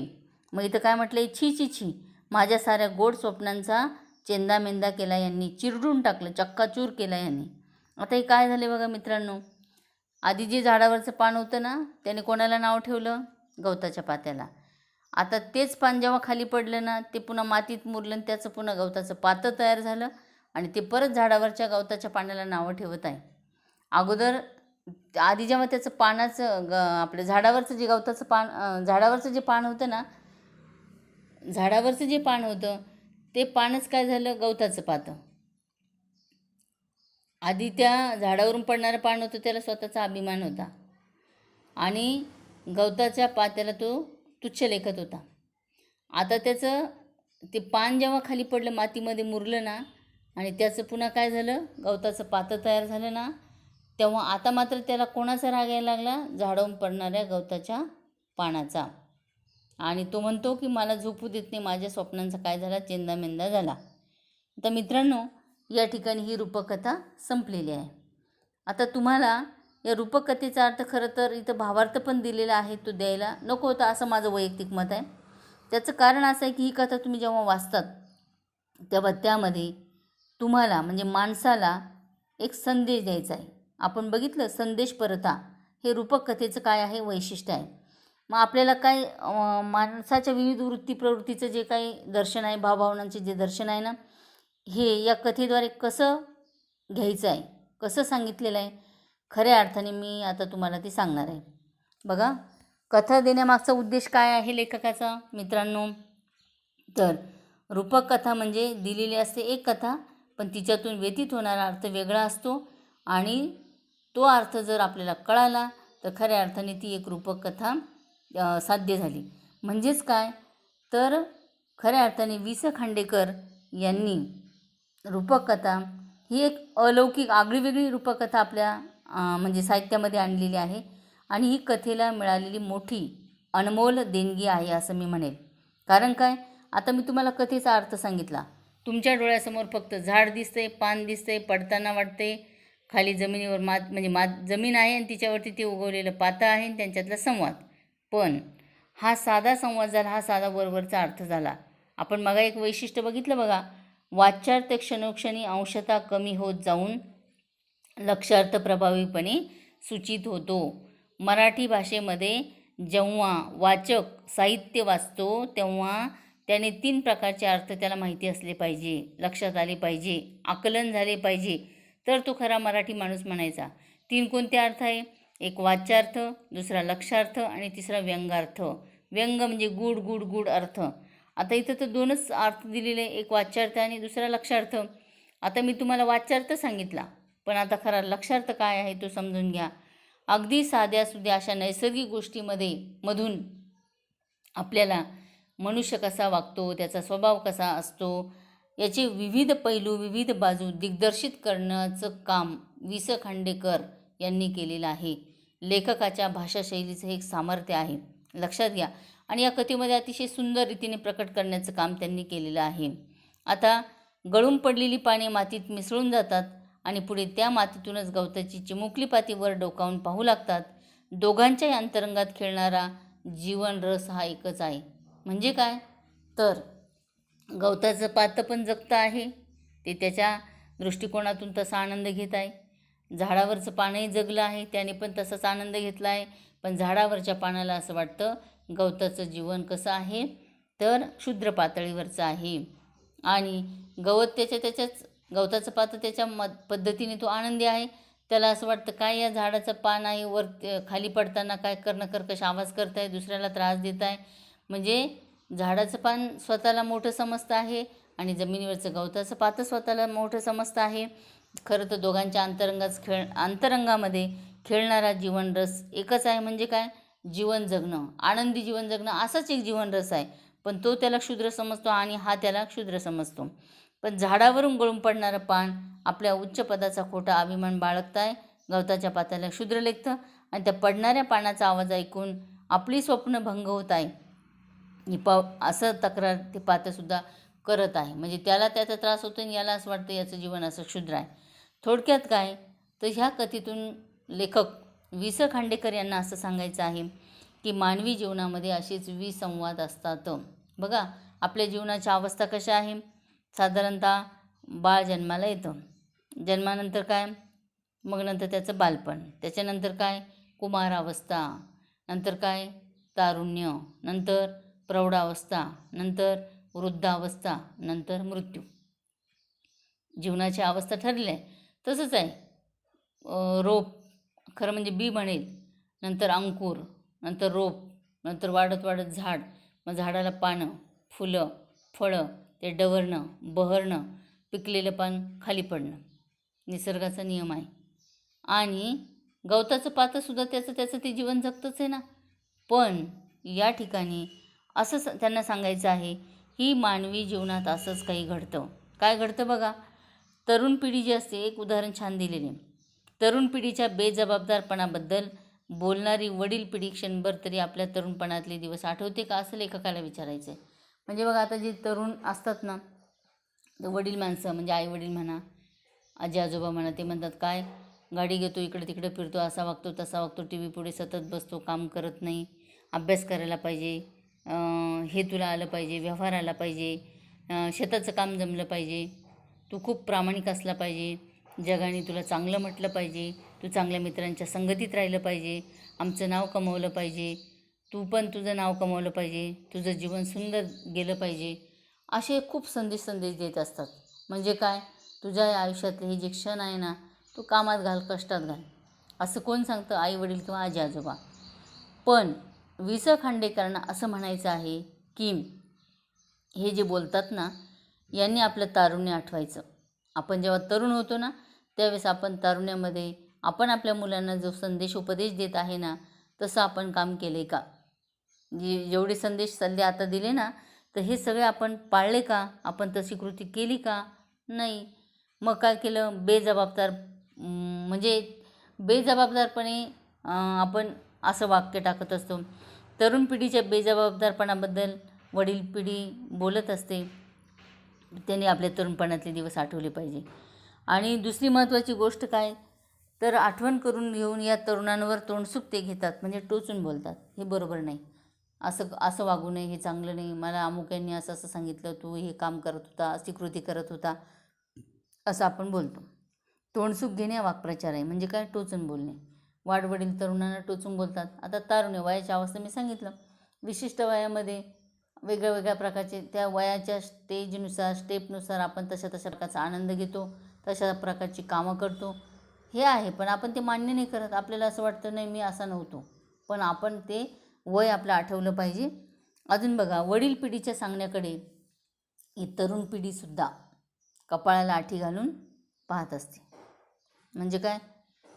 त्रासिक भाव करून पाहते. काय आई बाबा सांगतायत मला हे आपल्याला नाही पटत.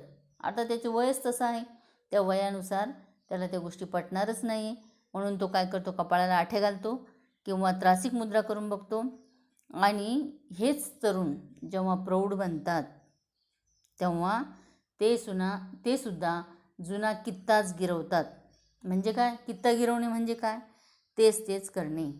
आता जुना कित्ता गिरवतात म्हणजे आता जे तरुण आहेत ना, जे आईवडील ज्या तरुणांना बोलले, ते जेव्हा प्रौढ होतात ना, तेव्हा ते त्यांच्या मुलांना असा संदेश देतात, तू असा वागतो तसा वागतो, चांगलं वागायला पाहिजे, हे चुकीचं आहे ते चुकीचं आहे, आणि चांगले मार्क्स मिळव, चांगला अभ्यास कर, शेतीची कामं कर, घरातली कामं कर, व्यवहार ज्ञान मिळव, चांगले मित्र जमव, चांगला संसार प्रपंच कर, माझं नाव काढ, वाडवडिलांचं नाव काढलं पाहिजे. अशा अपेक्षा ते पण आपल्या मुलांकडनं व्यक्त करतात. मग ते आठवत नाही की मी तरुण असताना असंच वागत होतो, म्हणून माझे आईवडील मला असे रागवत होते. म्हणजे प्रत्येकाच्या वयाच्या त्या अवस्थेमध्ये ती व्यक्ती तशीच वागते, पण आपण ती मनोवृत्ती विचारात घेत नाही, ते मानसशास्त्र विचारात घेत नाही, त्याची पुनरावृत्ती होत असते. आणि मग काय होतं की पिढीतील जे अंतर आहे ते पिढीमधलं अंतर कायम राहते. बघा, त्याच मनोवृत्तीची पुनरावृत्ती होते आणि पिढीतील अंतर कायम राहते. म्हणजेच काय, पूर्वीसारखाच फरक आपल्याला पुन्हा पाहायला मिळतो. कशाप्रमाणे, रूपक कथेप्रमाणे. तुम्ही लहान असताना सुद्धा लहानपणी तुम्हाला चालणं बोलणं आईने शिकवलेलंच असणार आहे. त्याप्रमाणे तुमची मुलं लहान असताना सुद्धा तशीच असणार आहे. चालताना बोलताना काहीतरी सांडलं जाणारे, लवणलं जाणारे, चुका होणारे, त्या आपण पदरात घेतल्या पाहिजे, स्वीकारल्या पाहिजे. आपण किशोरावस्थेमध्ये सुद्धा काही वर्गात जाऊन 5वी 6वी 7वीला काही खोड्या मुलांच्या केल्या असतील, बेंच मोडले असतील वगैरे, तेही स्वीकारलं पाहिजे. आपण तारुण्य अवस्थेमध्ये सुद्धा ज्या कृती केलेल्या आहेत, तारुण्य वयानुसार आपण जसं काही वागतो आहे, तर ते या मुलांकडनं ती मुलं त्याची कृती करणारे ते सुद्धा आपण स्वीकारलं पाहिजे. प्रौढावस्थेमधल्या कृती, वृद्धावस्थेतल्या कृती, सगळं हे चक्रच आहे. जसं ऋतुचक्र आहे ना, तशा वयाच्या अवस्थेमध्ये प्रत्येकजण जाणार आहे, तसा वागणार आहे, तसा जगणार आहे. याची स्वीकृती आपण केली पाहिजे. कशाप्रमाणे, गवताच्या पानाप्रमाणे आणि गवताच्या पात्याप्रमाणे आणि झाडावरच्या पानाप्रमाणे. कारण दोघं एकमेकाला नाव ठेवतात. बघा, झाडाचं जे पान आहे ना, ते गळून पडलं, पुन्हा मातीतून पातं म्हणून उगवलं, मग त्याला त्याचं जीवन बरं वाटतंय.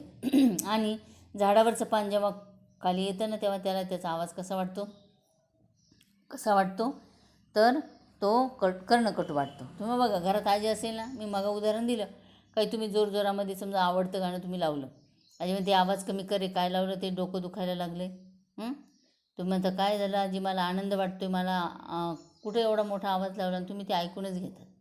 पण जेव्हा तुम्ही वृद्ध व्हाल ना, तेव्हा तुमच्याही कानांना असाच त्रास होईल, आणि मग तुम्ही तुमच्या मुलांना म्हणा, नातवंडांना म्हणा, असंच सांगणार आहे. हेच वि स खांडेकरांना या पाठाद्वारे सुचवायचं आहे. म्हणजे दुसऱ्याच्या जागी स्वतःला कल्पून त्यांचे सुखदुःख जाणण्याची किंवा त्यांच्याशी सहानुभूतीने समरस होण्याची प्रवृत्ती माणसाने बाळगली पाहिजे, ती माणसामध्ये नाही. आता घरामध्ये आजी आजोबा असतील, तुम्ही काय म्हणतात, काय आजीला काही कळत नाही, बसलेले, काम नाही दाम नाही, आजीने काही पाणी वगैरे मागितलं, जेवायला दे बाबा, पाणी दे, मला इथपर्यंत घेऊन चाल, रस्ता क्रॉस करून दे, तर तुम्ही म्हणतात घे, माझा अभ्यास आहे, मी 10वीला, कळत नाही तुला. पण मित्रांनो, जर आजीला आपण तसं मदत केली नाही तर ती अवस्था आपल्याला येणारच आहे, वृद्धावस्था. त्या कालखंडात आपल्याला पण इतरांची मदत लागणार आहे, ती पण मिळाली पाहिजे. अशा पद्धतीने आपण तो विचार केला पाहिजे. पण ती सहानुभूतीने समरस होण्याची प्रवृत्तीच माणसात नाही. मालक आणि मजूर या दोघांच्या स्थानांची अदलाबदल केली तर त्यांच्या स्वभावात काही बदल होईल का, असा प्रश्न आपल्याला विचारलेला आहे. बदल व्हायला पाहिजे. आता समजा दुकानदार आहे आणि त्याच्या हाताखाली काम करणारा एखादा मजूर आहे, किंवा समजा शेतकरी म्हणूया, त्याची शेती आहे आणि मजूर त्याच्या शेतामध्ये कामाला आहे. तर इथं वि स खांडेकरांना असा प्रश्न विचारायचा आहे की समजा आता मजुराच्या जागी तिथं मालकाने जायचे, मालकाच्या जागी मजूर आहे, यांच्या स्थानांची अदलाबदल केली तर त्यांच्या स्वभावात काही बदल होईल का. तर मालकाचे ते स्वभाव विशेष आहे ना, ते त्याने बदलले पाहिजे, कारण त्याला त्या ठिकाणी ते स्थान मिळाले, त्यामुळे त्याने ती कृती केली पाहिजे आणि यांनी पण मालकाची भूमिका बजावली पाहिजे. अशा प्रकारचा एक दृष्टिकोन आपण लक्षात घेतला पाहिजे. पण त्यांना असं सांगायचं आहे, मालक तो मालकच आहे, त्याचे स्वभाव विशेष बदलणार नाही, मजूर तो मजूरच आहे, त्याचा स्वभाव विशेष बदलणार, त्याला काम करणं हेच गरजेचं राहील आणि मालकाला त्याची भूमिका बजावणं हे गरजेचं राहणार आहे. म्हणजे जो तो त्याच्या ठिकाणी कसा आहे बरोबरच असतो हे या ठिकाणी लेखक वि. स. खांडेकर यांना पटवून द्यायचं आहे. आता यामध्ये स्वाध्यायाकडे वळणार आहोत आपण. आकृत्या पूर्ण करा. रूपक कथेची वैशिष्ट्ये सांगा. तर वैशिष्ट्य काय बघा, मी सुरुवातीला सांगितलेले आकार लहान, अर्थघनत्व, आशय समृद्धी, सूचकता, नाट्यात्मकता ही वैशिष्ट्य आहे किंवा लक्षार्थाला महत्त्व. त्यानंतर गवताच्या पात्याची स्वभाव वैशिष्ट्ये, निवांत झोप, सुखी जीवन, चिडखोर स्वभाव.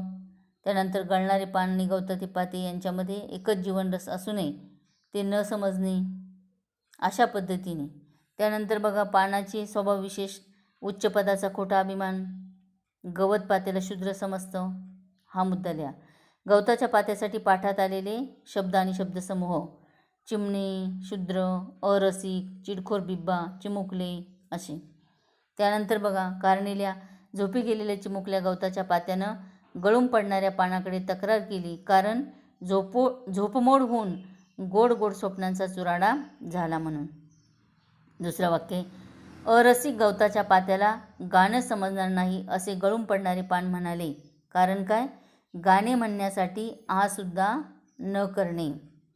त्यानंतर ई आहे, वसंताच्या संजीवक स्पर्शाने पानाचे रूपांतर चिमुकल्या पात्यात झाले, कारण त्या संजीवन स्पर्शामध्ये विलक्षण जादू होती. तिसरा प्रश्न आहे, खालील शब्दातील अक्षरांपासून अर्थपूर्ण शब्द तयार करा. आता इथे बेजबाबदारपणा दिलेला आहे बघा, बेजबाबदारपणा.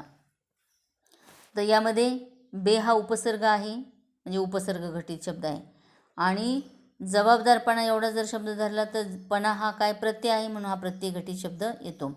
पण आपला प्रश्न वेगळा आहे.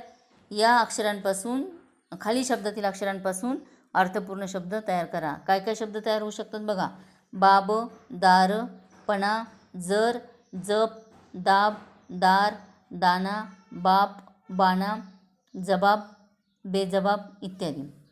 धरणी माता शब्द आहे, त्याच्यापासून तयार होणारे शब्द बघा, धर, रणी, माता, रमा, मार, माता आणि धरणी.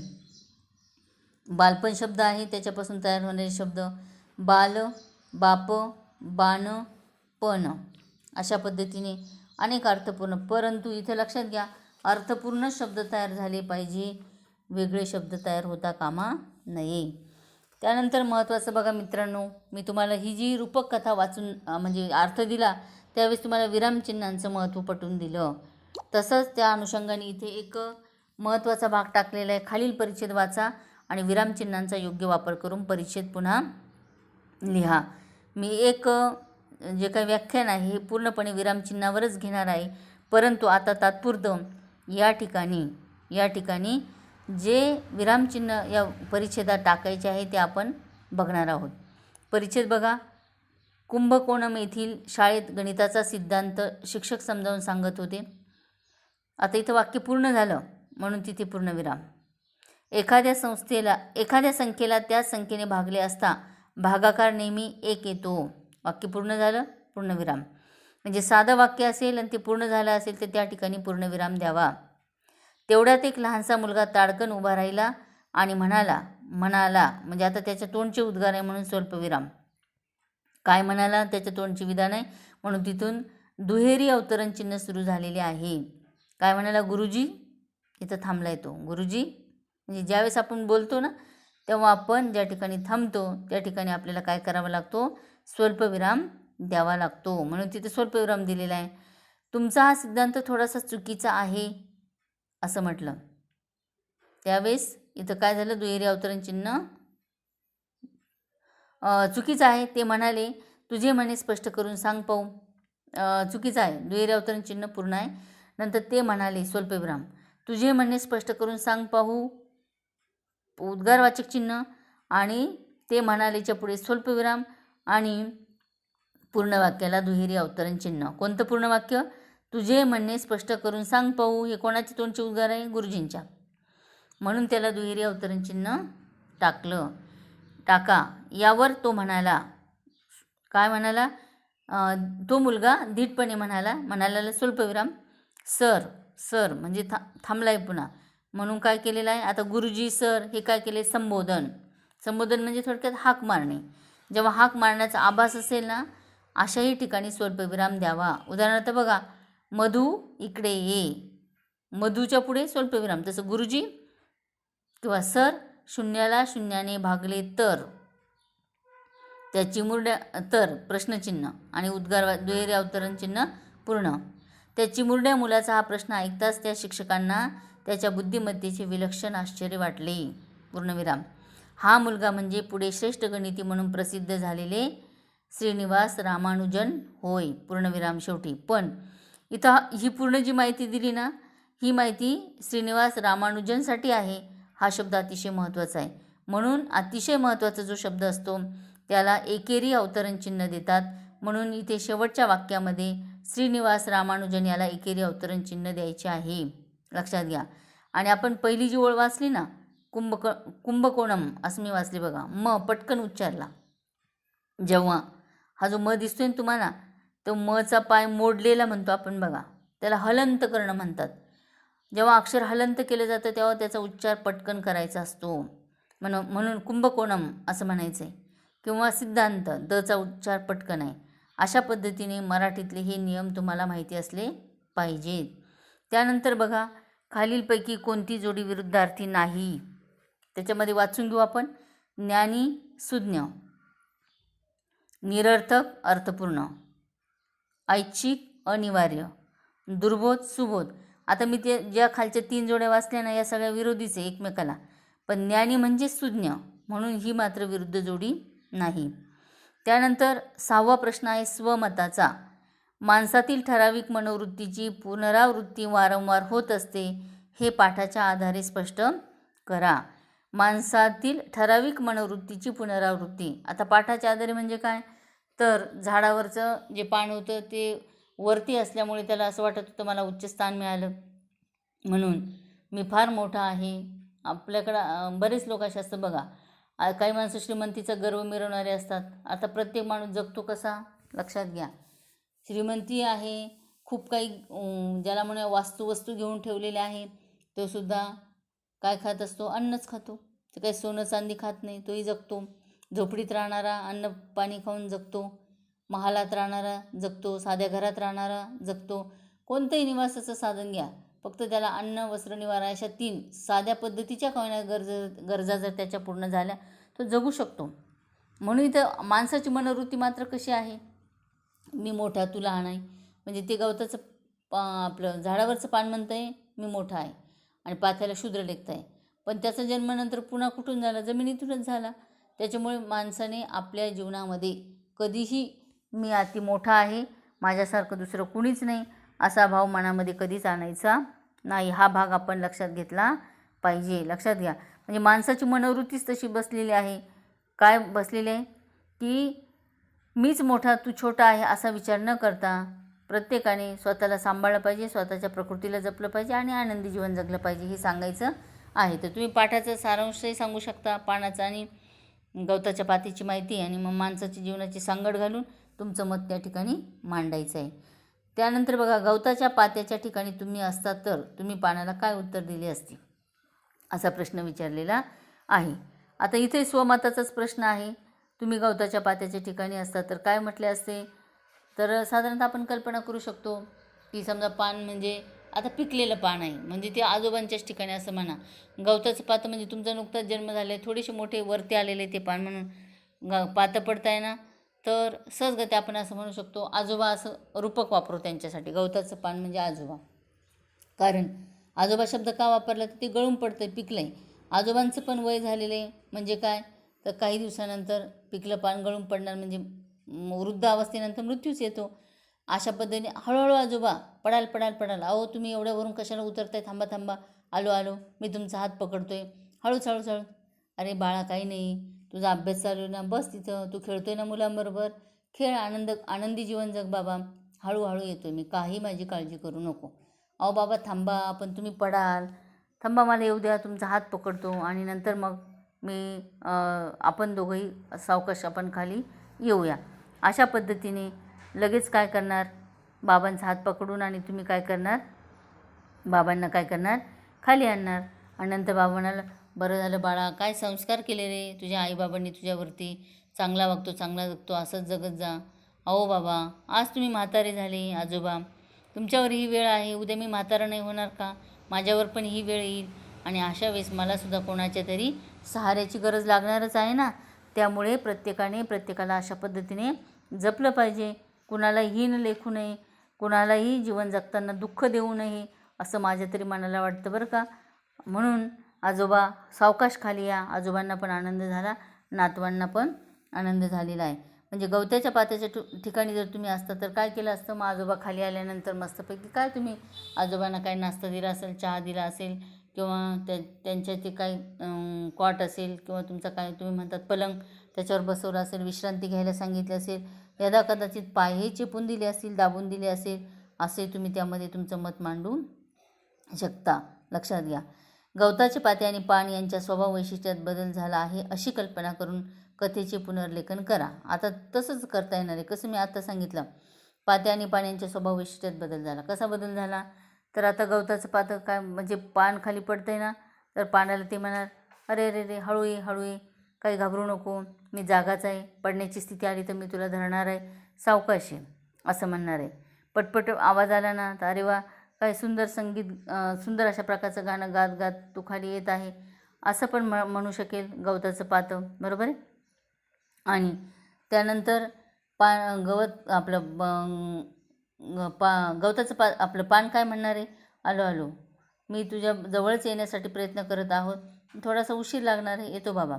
आल्यानंतर मग त्या दोघांनी एकमेकांशी काय केलेलं आहे? गप्पा गोष्टी केलेल्या आहेत. मग पानाला बरं वाटलं प्रेमळपणाने. ते काय म्हटलं, काय रे बाळा, तुला त्रास झाला का रे मला जवळ घेता घेता? ते म्हणाले, छे आजोबा, ठीक आहात ना तुम्ही? हा म्हणाला, काय सांगू बाळा, इतका झकास तरंगत येताना सारखे वाटत होते की असे खूप वेळ सुखाने तरंगत राहावे, पण आता काय बाबा, माझे वय झाले, काय करणार? तर ते पातं काय म्हणालं, असं काय बोलता, वय झालं म्हणता, पण तरुणांपेक्षा तुमचं मन तरुण आहे.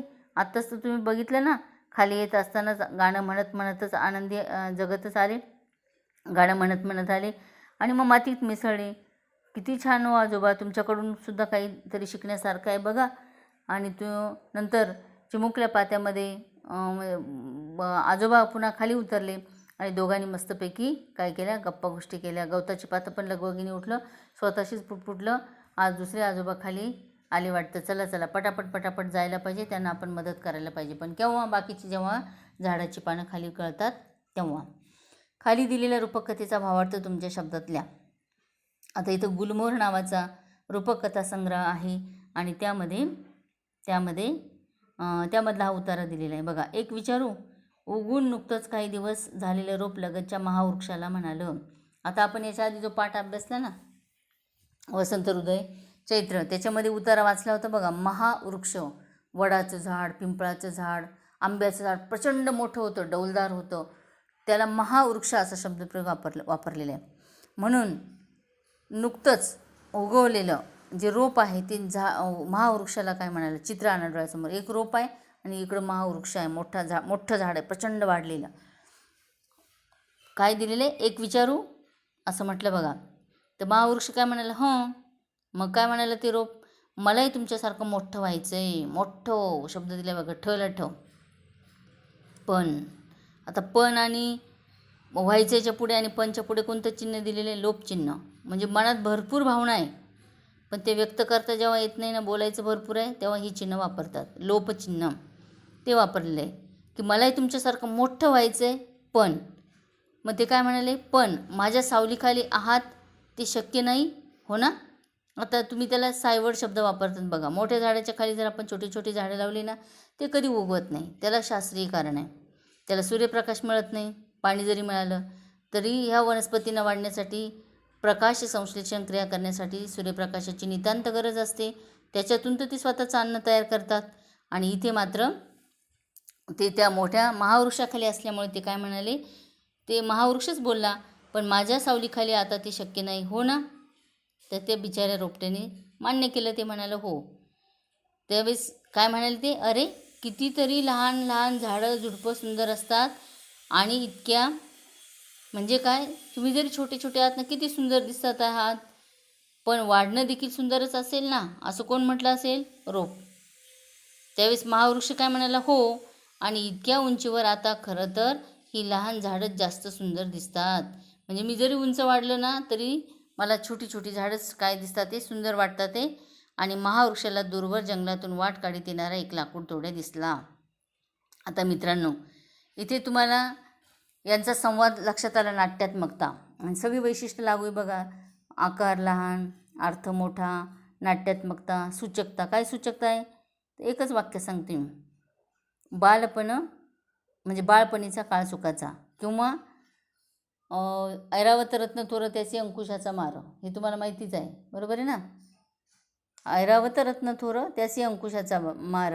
म्हणजे जी मुंगी असते छोटी ना, ती मुंगी काय होते, नम्र असल्यामुळे तिला कुठेही जाऊन साखर खाता येते. लहानपण देगा देवा मुंगी साखरेचा रवा. लहानपण देगा देवा मुंगी साखरेचा रवा. ऐरावत रत्न थोर त्यासी अंकुशाचा मार. मुंगी नम्र असते, छोटी असते ना, त्याच्यामुळं काय झालं, ती काय करते आहे, तर नम्र असल्यामुळे, छोटी असल्यामुळे तिला पटकन साखर खाता येते. पण हा जो ऐरावत आहे, देवाचा हत्ती आहे ना, हा हत्ती मोठा असल्यामुळे त्याला माहूत म्हणजे हत्तीचा जो चालक आहे ना, जर हत्ती चालला नाही, तो ऐरावत जरी असला, देवाचा हत्ती जरी असला, तरी त्याला अंकुशाचा मार बसतो, बरोबर. तशा पद्धतीने महावृक्ष म्हणजे हा मोठा वृक्ष मी व्हायला पाहिजे. छोटी मुलं म्हणतात बघा, मी कधी मोठा होईल, मी कधी मोठा होईल, बाबा तुमच्या एवढा मी कधी होईल. त्याला वाटतं बाबा किती मस्त जगतात बघा ना, मस्तपैकी गाडीत बसायचं, डबा घ्यायचा, गाडीत बसायचं, जायचं ऑफिसला. तिकडून आल्यानंतर आई पटकन चहा करून देते, बाबा मस्तपैकी इस्त्री केलेले कपडे घालतात, स्वतःच्या मनाने वागतात, बँकेत जातात, पैसे काढून आणतात. हे सगळं आनंदी जीवन कोणाला वाटतं? छोट्यांना. पण बाबाच म्हणतात लहानपण देगा देवा. हे देवा लहानपण किती छान असतं, निरागस असतं, काही चिंता नाही, काळजी नाही, काही नाही, सगळं मस्त जे मिळेल ते खायचं. छोटी मुलं सुंदरही असतात, चांगलं जीवन जगतात, कशाची चिंता नसते. तसं इथे त्या मोठ्या मुलाला वाटतं छोटं व्हावं, छोट्याला वाटतं मोठं व्हावं. रोपाला वाटतं महावृक्ष व्हावं, महावृक्षाला वाटतं छोटं पाहिजे.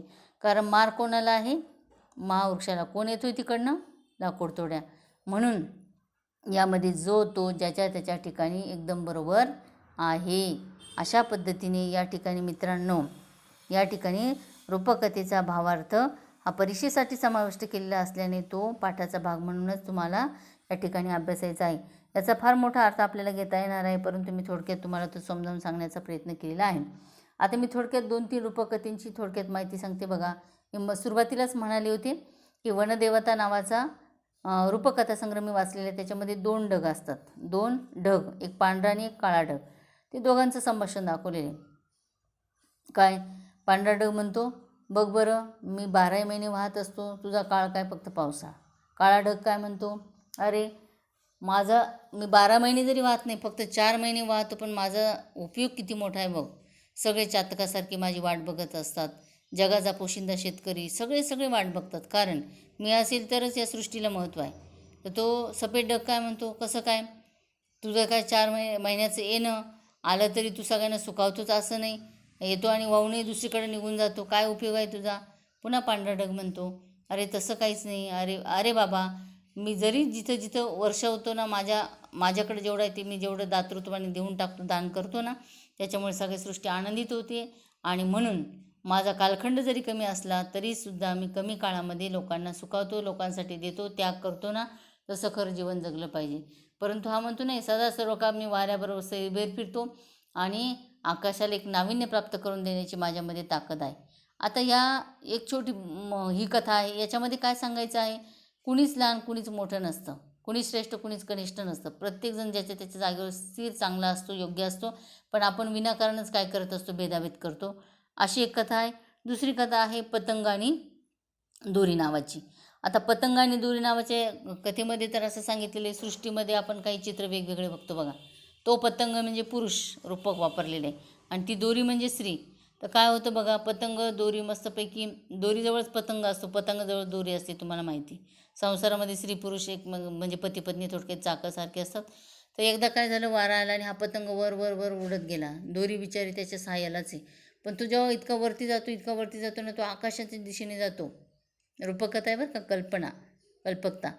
तर जेव्हा त्याला आकाशामध्ये, तो त्या आकाशाच्या जवळ म्हणजे स्वर्ग म्हणून थोडक्यात तिथपर्यंत पोचतो आणि त्याला त्याच्यात अप्सरा, पर्या वगैरे सगळं दिसतात. तो तिकडंच काय होतो, गुंगून जातो, रंगून जातो. आणि बिचारी दोरी वाटच पाहते, तो येतच नाही खाली.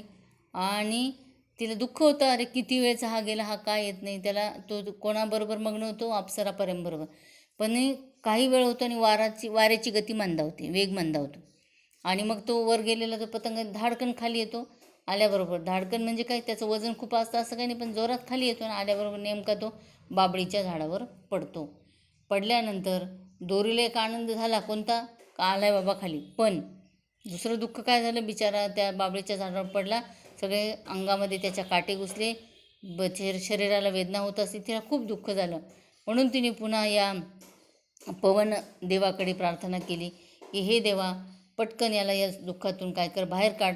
पुन्हा जोराने वारा येतो आणि मग जोराने पुन्हा तो पतंग बाजूला पडतो आणि दोरीबरोबर खाली येतो, तेव्हा ती सुखावते. थोडक्यात इथं बघा, स्त्री ही कशी संवेदनशील आहे, ही कशी सगळ्या असणाऱ्या येणाऱ्या संकटांवरती मात करते, असंही त्यामधून सूचित करायचं आहे.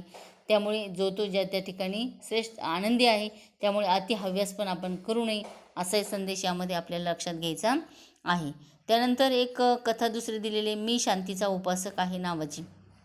यामध्ये विजयस्तंभ खरं कथेचं नाव आहे. तर एक विजयी राजा असतो, विजयी होऊन आणि तो नगरामध्ये येतो आणि नगरात आल्यावरती तो सगळ्या लोकांना सांगत सुटतो, मी शांतीचा उपासक आहे, मी शांतीचा उपासक आहे. म्हणजे त्याला काय म्हणायचं असतं माहिती का, मी सगळं हे कशाने मिळवलेले, शांततेने मिळवलेलं आहे. काय, युद्ध जिंकून आलो ना शांततेने. पण हा तो कोणाला सांगत असतो, तो पहिलेच वाक्य कोणाला, विधवांना, अनाथांना, लुळ्या पांगळ्यांना. म्हणजे हे काय झालं, विधवा का झाल्या स्त्रिया, त्यांचे पती कामास आले युद्धामध्ये. अनाथ का झाले, त्यांचे वडील कामास आले. लुळे पांगळे का झाले, ते युद्धामध्ये लढता लढता त्यांचे हातपाय गेले. आणि तरी हा राजा म्हणतो, मी शांतीचा उपासक आहे. म्हणजे काय, मी शांततेच्या मार्गाने काय केलेलं आहे, युद्ध जिंकलेलं आहे. असं म्हणता म्हणता त्याला इतका गर्व झाला आणि त्यांनी सांगितलं की म्हणजे दवंडी पिटवली की नगराच्या मध्यभागी खांब खोदायचा आहे, कोण येणार आहे, एक पाटी त्या ठिकाणी लावायची आहे.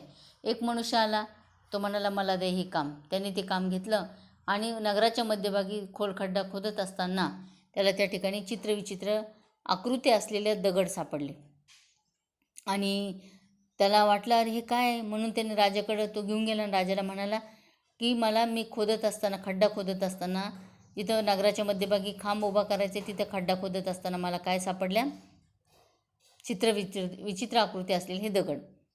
राजाने पाहिलं, राजा म्हणाला याच्यात काहीतरी गूढ आहे.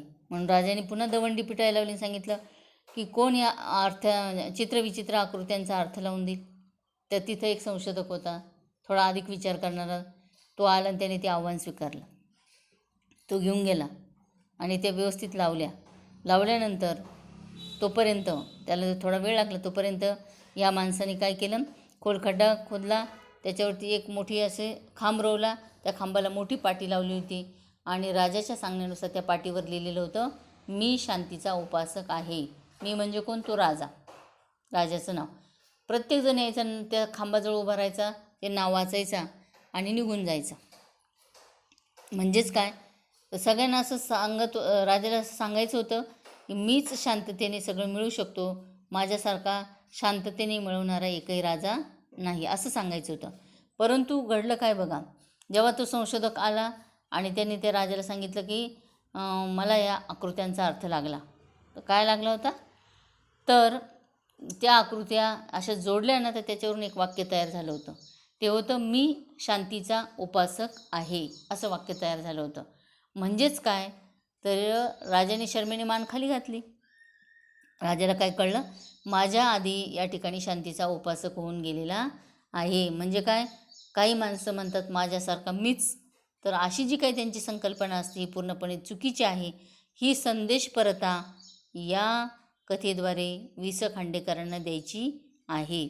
मित्रांनो, अशा भरपूर कथा आहे, तर त्यामध्ये तुम्हाला ही कथा कळावी म्हणून मी अधिक विस्ताराने तुम्हाला या अनेक कथाही थोडक्यातच सांगितलेल्या आहे.